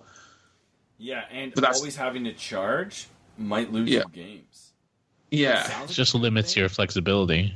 Yeah. I don't like being dictated how to use my yeah. on the board, right? Yeah, I'm not a huge fan of the Seekers one. It's like that dude who always has to challenge in 40K, right? Like yeah, similar things in fantasy. Sorry, in OLS as well, with people that have to challenge. And the last one is Invaders. An Invaders host can have up to 3 generals rather than only 1. Only one of the generals your choice receives a command trait, but all 3 can use the command ability in their hero phase. However, the generals cannot use a command trait or command ability while they're within 12 inches of any of the other generals. They are too busy hurling insults at their rival. So you'd have to spread these heroes out. My problem with it is when you actually look at the war scrolls, not too many of them have, like, Heralds of Slaanesh don't have command traits. Only the Keeper of Secrets does. So you'd have to take a Keeper of Secrets, and then if you wanted to take different, like, because the mortal Slaanesh command trait only affects other mortals. So then you'd have to kind of break this up. It sounds really good and it sounds powerful to be able to use 3 different command abilities in your hero phase. But I think when you actually look at what their command traits are. Our command abilities are, I don't think it's worth taking. I think the standout one is by far the Pretenders. This would almost be better for, like, from what I remember of Khorne Bloodbound, like, all those guys have all command traits. If you could use them all, it would, like, stack up.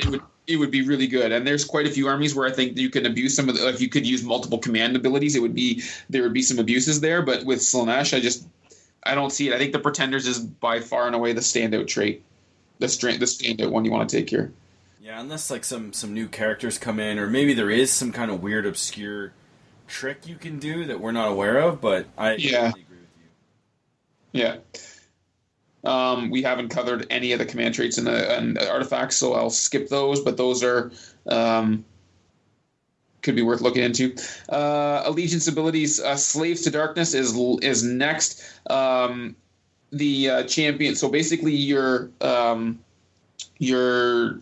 battle trait is the Aura of Power. The champions of the Chaos Gods can grant some of their power they receive to their followers. So if your hero has the same mark of chaos as some of the regular units, then you can pass buffs off to them if you're within 6 inches.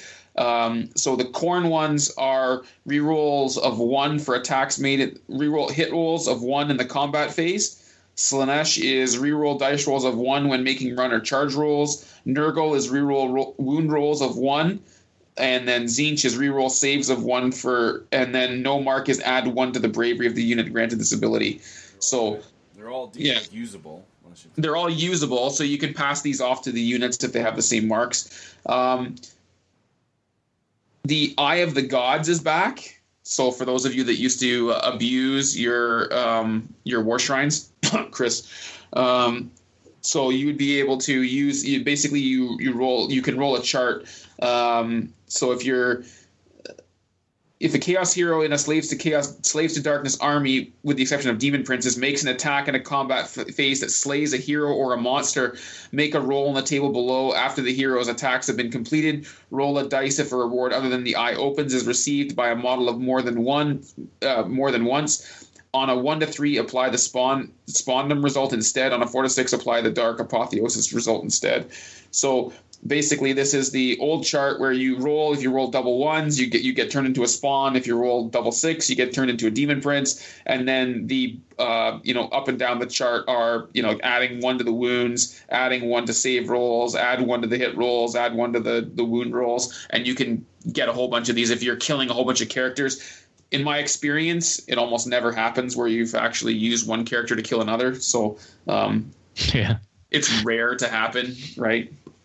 Yeah, it's kind of like a nice nod to the old rules, but you're really taking this allegiance for the fact that you're getting a buff. Yes. Range of your general or character. You can or with another of your champions. So any hero, Slaves of Darkness heroes can grant this ability to Slaves of Darkness units. So all you have to do is be close to heroes and pass it off, which I think is better. That's why you're taking this. And I kind of like the Tzeentch one a lot. Now I know they don't have a lot of good armor saves, but it still kind of harks back to like maybe you could make some really crazy Tzeentch units that don't die. I don't know. Yeah. Or use this if you still want to use Sail. Yeah. Or Warren wants to flend somebody, right? Yeah. That's right. Sail's still appropriate in this, Yeah. Yeah. The next one being Clan Pestilence. So Clan Pestilence was one of the books at the so it's got a bit more love to it. Clan Pestilence was one of the books that first came out when AOS dropped. So you're getting some of the not only are you getting battle traits, but you're getting some of the formations of formations as well. Clan Pestilence, strength in numbers. Skaven are not brave by nature, but do take courage from being in large packs. So when a Skaven Pestilence unit takes a Battle Shock test, add 2 to the bravery for every 10 models in the unit, rather than only adding 1 for every 10 models. Echoes of the Great Plagues. Sometimes the prayers of Pestilence priests cause the effects of one of the Great Plagues to temporarily manifest itself on the battlefield. When a Pestilence priest successfully prays and the dice roll for the prayer was a 6 before any modifiers were applied, you can pick one of the following Great Plagues to manifest, as well as using one of the prayers on the priest's war scroll. Each Great Plague can manifest once per battle, and no more than one can be manifest per turn. And it goes through and it talks about different plagues that happen. Given that this happens on an unmodified roll of a 6, you might get one in a game. If you have like 6, you're certainly not counting on it. What's that? If you took like 6 priests. Yeah, I guess you could try and bubble them. But this was a letdown. I actually was let down by this. Yeah, most of them are weak anyway, other than like the big plague one. Yeah. So, yeah, not a huge fan of that. The next one is Allegiance ability Skaven Scryer. I think it says Scryer. That's probably better. This is the Giselles and the Warp Block Engineers and whatnot. Faction from the Clan Rats. So strength in number, same thing. You're adding bonuses. Warpstone Sparks. These pieces of refined Warpstone are used by power-hungry Warlock engineers to aid their spellcasting and increase the damage caused by the weapons their minions are armed with. The use of Warpstone Sparks is dangerous, but the quick road to power is irresistible lure for any Skaven. At the start of the battle, before either army is set up, roll a d3 and add 3 to the roll. The result is the number of Warpstone Sparks your army has available.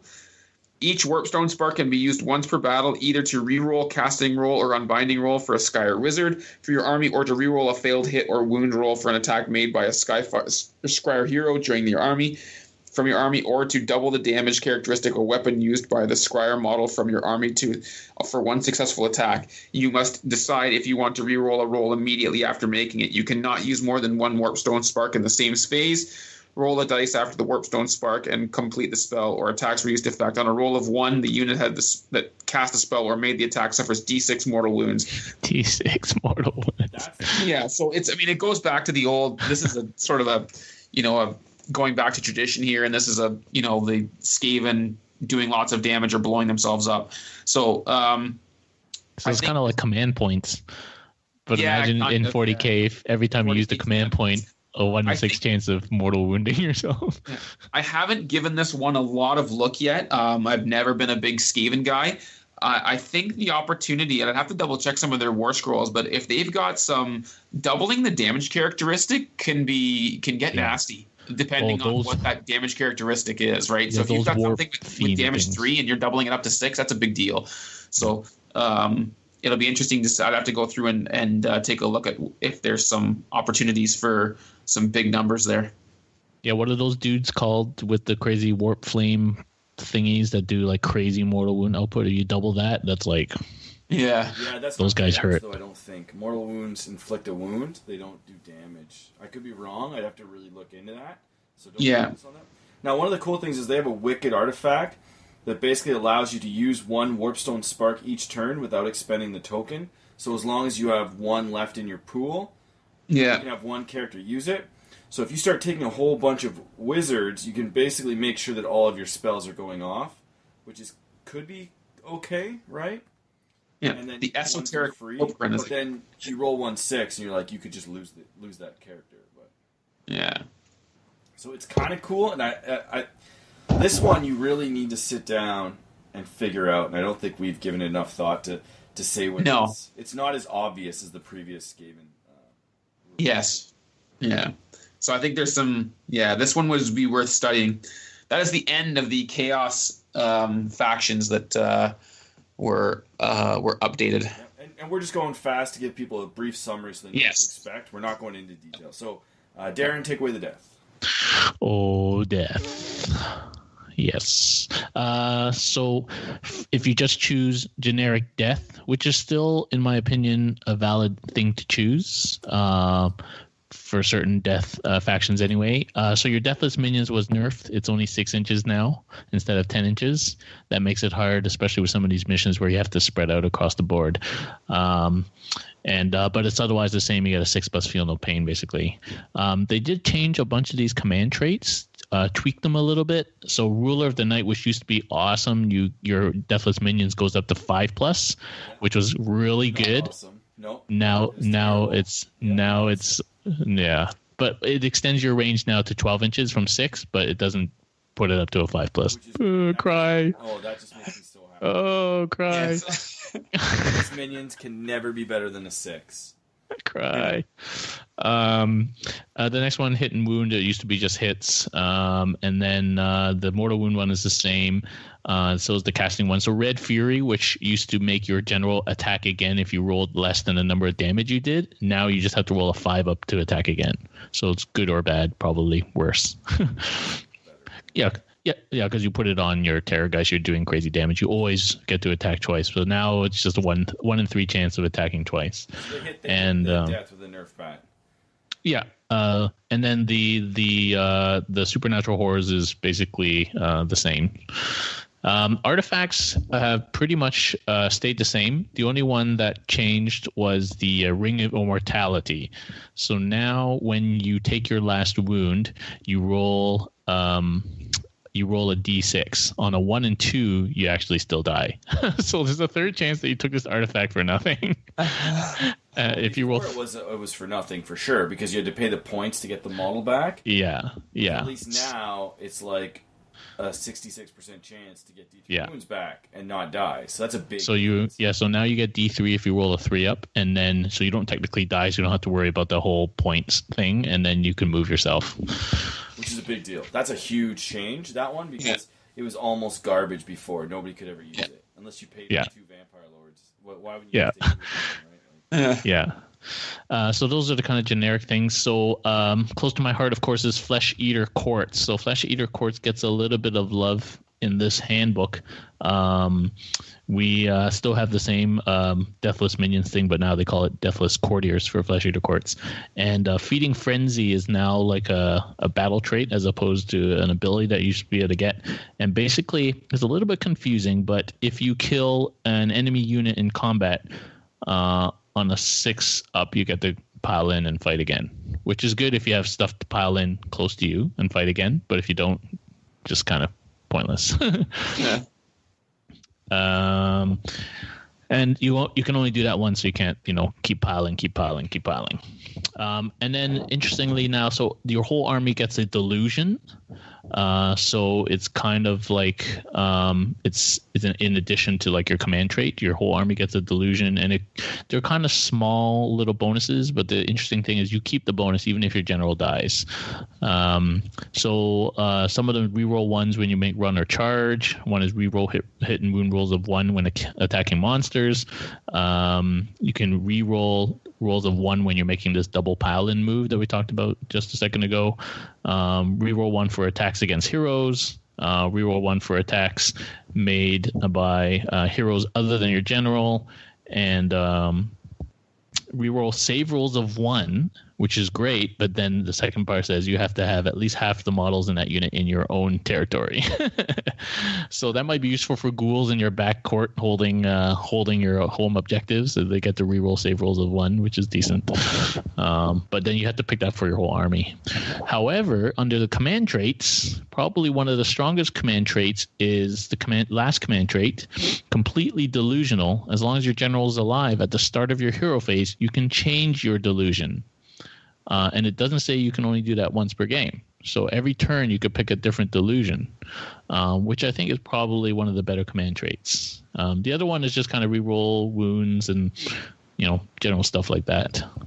So that's pretty nifty if you really want to maximize the effects of your delusions turn per turn, depending on what you want to achieve. You can actually change it every turn if your general is alive. Artifact-wise, they're okay. Like nothing too over crazy. They have a chalice now that lets you heal D6 wounds once per game. And the most interesting one to me is the Flayed Pennant. So you use this once per battle in the charge phase. When you do, your Flesh Eater Quartz units within 6 inches of the artifact person can charge up to 15 inches instead of just 12, and you add 3 to your charge roll. So that's pretty decent. I think that's probably the best Flesh Eater artifact. I think it's worth it now to play pure Flesh Eater as opposed to Death, especially with some of the nerfs to the Deathless minions. Basically got nerfed, so it's probably not as worthwhile anymore. So I think there's really no reason to play pure Death faction now. I think you might as well get the delusions and all that sort of stuff. You still get your 6+ Feel No Pain anyway, so I don't see any reason for Flesh Eater players to play generic Death anymore. Which is good because Flesh Eaters is a flushed out faction, right? Yeah. So next is Night Haunts. Night Haunts, the big changes for Night Haunts is that basically your whole army can deep strike now. So if you have a Cairn Wraith or a Tomb Banshee on the board, all your other units can set up off the board, and on a 3+ they come in wherever you want, 9 inches away from the enemy, which is awesome. There's not a lot of Night Haunt units. There's not a lot of Night Haunt units, unfortunately. You're just going to be running 6 Mournguls, but that might be effective. But Mournguls also got nerfed, so. But that's pretty interesting. You can get your Spirit Hosts moving forward pretty quickly, things like that. So they also have these other command traits that they can use, none of which are particularly overpowering. Similarly, the artifacts aren't too amazing. So I think Night Haunt still needs a little bit of help, especially since the Mourngul got nerfed. I know Chris is crying about that one. Okay, Soul Blights. I think Soul Blights is where it's at other than Flesh Eaters. So Soul Blights is kind of like your vampires and your Vlads and your zombie dragons and those sorts of things, Blood Knights. So the Soul Blights got their 6+ Feel No Pain like everybody else, but now you can pick a bloodline. So at the beginning of the battle, you pick up a vampire bloodline for your army, and they have it for the whole battle, even if the general's slain. So you can pick Dragon Warriors, which is reroll hit rolls of 1 when they charge. Okay, that's okay. Lord of Knights, which is you get the Deathless minions even if you're not within 6 inches of the general, which is useful. Necromantic adds 1 to casting or unbinding and subtracts 1 from the bravery of the enemies in battle shock phase. But the one it's at is Swift Death. So you add 2 inches to the move characteristic of all your models that have the Swift Death bloodline, which is pretty good. Things like Blood Knights and stuff already move very fast. And they get fly, Yeah, that's huge. which is awesome. Flying Blood Knights, that's hardcore. So you can just see a list coming around, some Vampire Lords, a whole crap load of Blood Knights. They're still pretty expensive, but that's some pretty capital cities. So yeah, there's some hard hitting now flying cavalry units, decent. So we'll move on to Destruction. They basically nerfed them. They took away, instead of it being automatic, you basically, for each destruction hero in your army, so roll a die in your hero phase for your general, and each destruction hero in your army, add 2 to the roll for the general. On a 6 or more, pick a friendly destruction within 6 inches of the general or hero.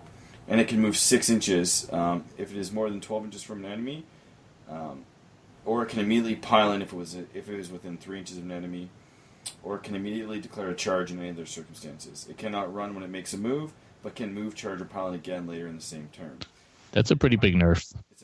It's a pretty big nerf, but it's also still decent. But you're right. You have to roll 6. He's not running at you in full tilt.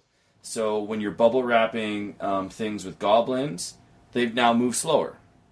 Yeah. So you're not going to be able to bubble wrap and still charge the guy turn 1. It's going to change the game. I think it's a really big nerf, and I think it was necessary, man. Like, those destruction guys, if they went second and had a double turn, were in your zone to the point it was just too much. This just makes me really happy. Yeah, you might get 1 unit or 2 units in my zone, like turn 1, but at least I can deal with them, right? And then they might leave buff bubbles and stuff like that, right? So, yeah. So then we move on. Iron Jaws basically. Did the Battle Brew get nerfed? Did you used to suffer D6 wounds if you took a couple of swigs? Yes. Yeah. Okay. It was very similar. Okay. They might have changed it slightly, but Iron Jaws basically you roll a die in your hero phase for your general and each Iron Jaw hero in your army. You add 2 if they're a mega boss. On a roll of a 6, you pick basically an Iron Jaw used within 6 of the general being rolled for, and it can immediately move, so it's the same as before. And then they have Smashing and Bashing, which is when the Iron Jaw mob smashes up the enemy, inspires other mobs to emulate. If the attacks made by the Iron Jaws unit in the combat phase result in the enemy unit being completely destroyed, the closest friendly Iron Jaw unit that has not yet fought in the combat phase can pile in an attack instead of waiting to make its attacks normally. So it rewards you for running multiple Iron Jaw units together into the enemy. Basically, and then you add 1 to the result of any charge rolls made for Iron Jaws. So it kind of makes up for the speed a little bit, but they still have to slog through across the board. So the biggest hit to Iron... Iron Jaws have some formations that allow them to move quicker too, though.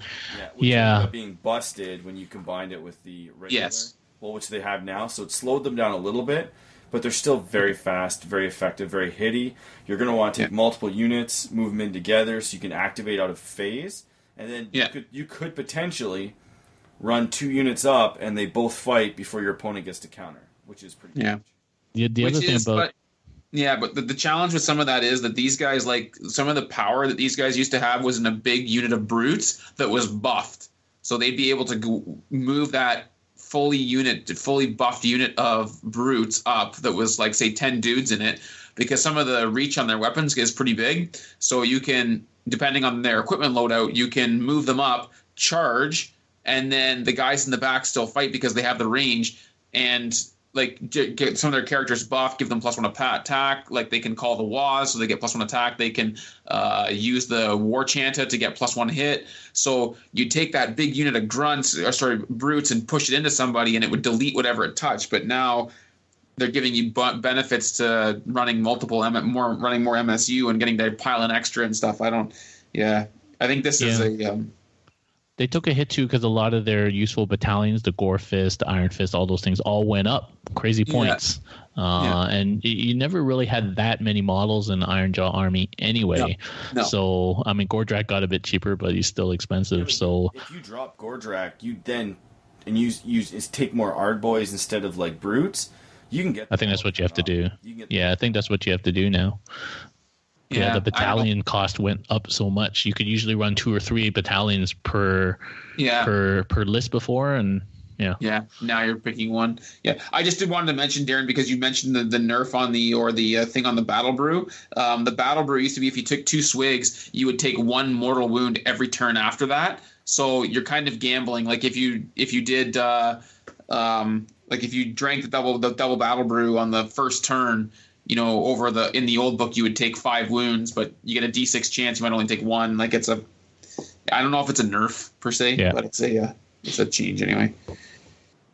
Okay, so that's it for the General's Handbook, 2017.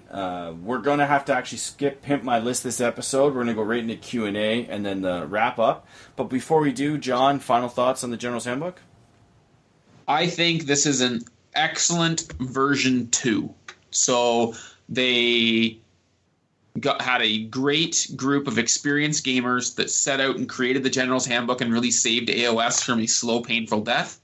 And I think that the General's Handbook 2017 is an upgrade over what they had before. The quick refinements and additions to stuff they needed versus a total rewrite or a going back to the start. And that I'm looking forward to playing this over the next year. And I don't know if there'll be a 2018 General's Handbook. I haven't heard anything. haven't heard anything concrete if it'll be annually. But I think it's a good upgrade and a good tweak, and it's written from experience, having played the General's Handbook 1 for a year. Yeah, it's more refined. I agree. Yeah, it's more polished. Darren? Yeah. I just echo those thoughts. This handbook makes me hopeful that similar is going to happen for 40K. You know, there's going to be a metered, experienced adjustment as opposed to like crazy pendulum swinging back and forth. But I really like it. I'm actually excited to play AOS. Yeah, I think it did I was excited after CCBB because the AOS just looked so awesome on the table. But I'm definitely like back into list mode. I think before I had a refined list, and this is changing the way that I want to play my armies, which I think is good. You know, I'm not going to complain that shit, you know, my list isn't what it used to be, but like that drop list of all paladins isn't going to work now in this edition. No. It just, and a lot of people didn't like it in the previous one, so it's good to change the way that I have to play. So we'll move on to Q&A. We are going to, Adam has a really long 40K question. We're going to bump that to next week. Is that okay, Darren? Because we're going to keep this AOS and keep our mojo going. And next week is a 40K show. So we're going to start off with Zach. Zach, basically, we kind of answered his question, but we'll maybe add some details. He wanted us to talk about our opinions and strategies on the new missions. At least one is super focused on massive regiments. Well, it is 2 of them. Which makes it hard on elite armies like Stormcast. So how do you think that'll affect list building? So John, you want to start with that one? I think you're gonna have to start making use of, if you want to play some of those elite armies, you're gonna have to start making use of the allies rules and trying to find some cheaper alternatives, some people that they can ally with to bring in. That's what your allies are for, to plug your gaps. So starting to make use of that, I think you're gonna start to see a lot of allies on the table, not people playing simply an exclusive faction. So definitely you're going to need to adapt some of the hordes, get to whether or not I'm not entirely sold on that the just based on how the points work in AOS in terms of the large chunks, that a 10% reduction is going to make a big difference. But I think you're going to need to branch out and take that all comers type list in order to because the scenarios are so varied now. Yeah, Darren, you have anything that's different? No, nothing much to say other than that. Yep. Yeah, I think as John said, like you're going to need to take the cheaper units. Like Stormcast, you could take 20 Liberators. You get on an objective, 20 models. You score it once. I'm going to shoot one of your Liberators. You can no longer score that objective. You have 1 point. We'll see how it goes. That's where it's going to be important to have multiple 30. Unit multiple 20 30. What I was thinking even is like in Chaos, you take like Wolfric and you take like 30 Marauders, you jump on an objective, like maybe turn 3 after you've kind of crippled the enemy. There are options available, but it is tough right now, and Stormcasts are the most hit by this, and Sylvaneth as well, actually. And 20 Dryads is not seen, so it's kind of crazy. It's going to change the meta a lot. So the next one is from Ryan. This question could go on for hours, but which allies are worth taking for the major factions?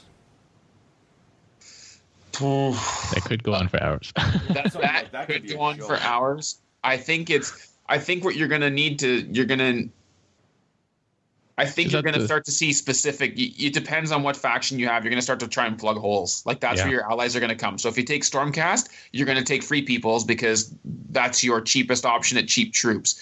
If you're like, I'm trying to think of some of the weaknesses in some of the different armies. So if you take, if I'm looking at Khorne, they can field large numbers. Like the Bloodbound can field large numbers. There's not a lot of shooting options, I guess, in the Khorne book. I'm trying to think of anything other than Skull Cannons. But you're right, but not hit or miss. Yeah, small missile fire. So are you really taking? I think it really isn't. This question could potentially take hours to field. I think you're really just going to use your allies to plug your weaknesses, and I think we've stated that a few times. So Yeah, and then which factions got better / worse? I think well, Stormcast got worse. Sylvanas to me got worse in the fact that they can't score 2 missions, but. yeah. So, my opinion on this was kind of easy. Anybody that got command traits that had nothing before got better. So that was right. So there's a sort of a simple one. Although I did notice that they have taken out some of the battalions for some of them as well. So, for example, when AOS first came out, Slaanesh had a battalion. It was just a host of Slaanesh. But it's no longer an option. You can't take it anymore. So you're going to start to see. So, but I do think that the allegiance abilities and the command traits and whatnot made up for that, and made up for it way more. The only thing I would add to your list there is I think that the Beast Claw Raiders got worse. I think that we start to look at some of those points increases. Basically, if you had a finely tuned list. I think, anybody that was, because of the battalion point increases, anybody that was really dependent on multiple battalions, I think got hit pretty hard. Yep. And then really anybody that was, Beast Claw Raiders, yeah. I mean, I think I'll just leave it at that. Yeah, because they lost the wound having thing, and they went up in price, and yeah. But even zombies, to a certain extent, got hit. Like they're zombies, so it's hard to say. They got better in that they're huge units, so they're going to score 2 of the missions well, but they can no longer have a 5-up save. They only ever have a 6-up. So you're going to be losing 15% more zombies. Yeah. they need a commissar. Yeah. What you need, everything's a 40K reference. Yeah. That's okay. Yeah.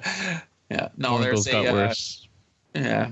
Yeah, I mean, the real way to check to see if your army got worse or better is just open Azir.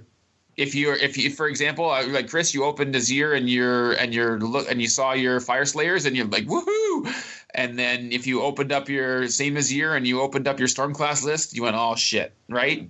That's the easiest way to check whether you got better or you got worse. Is if your list says invalid next to it, you got hit. Yeah, and then if you have no 20 model units, you're never going to win an event. So yeah, that's part of it. And how many do you need? Like, are you going to need 3 30-man units to really score those? Or are you going to need 2? Like, some of those shooting armies, if they get first turn, you aren't going to score a 20-man unit if you only have 1 or 2. Yeah, you're going to kill 11 in 2 units, right? But the scenarios do say that if you have 20, you automatically get it. If you the start of your turn, right? So if I go first, I put 4. But they also say you get it if you have more than your enemy. It also says you get it if you have more than your enemy. So you can still claim with a small elite Stormcast unit, but if you have 5 dudes and somebody moves 20 guys into it, they automatically get it. So I think they would anyway. Which they would anyway, but yeah. It's not hard to like torpedo one. That's what I'm saying. Like you can get these like long lines of dudes. You can cover 2 objectives, torpedo in. It does really worry me, personally. Yeah. It says specifically that you have to choose which objective they're helping to hold, though. Yeah. And the 22s have to be within 6 inches of it. So, I don't know. It doesn't say the whole unit has to be within 6 inches. Yeah. It just says the unit has to be within 6. Yeah. So one zombie does steal it from one zombie of 20 does steal it from your 5 Stormcasts. There you go. You just need to kill the one zombie that's in range. Yeah. So then, but he gets to choose. He gets to choose who dies. So that'll be the last guy that dies. Yeah, it's interesting, and it's too early to really know. Yeah. But I'm sure we'll figure it out. And but mind you, in that 3 places of power, as I said, my prime, who was a suboptimal choice, is actually pretty good now in that one mission, right? So. Oh yeah. Yeah, especially now that he heals and gets better. And he has a shooting attack that's mortal wounds, and he's pretty killy. But cool. So the next one from Sebastian. He wants general stuff about Seraphon and the new stuff they got.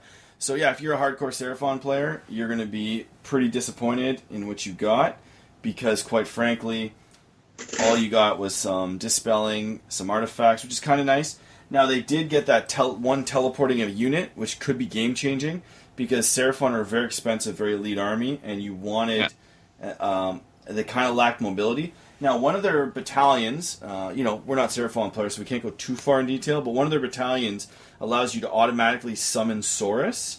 So if you want to design a list, as long as they're from that battalion, you can summon basically mass Saurus really quickly. So you could kind of do like a reserve, put a guy in a corner, summon a bunch of Saurus, and kind of have an army in their grill, which is interesting.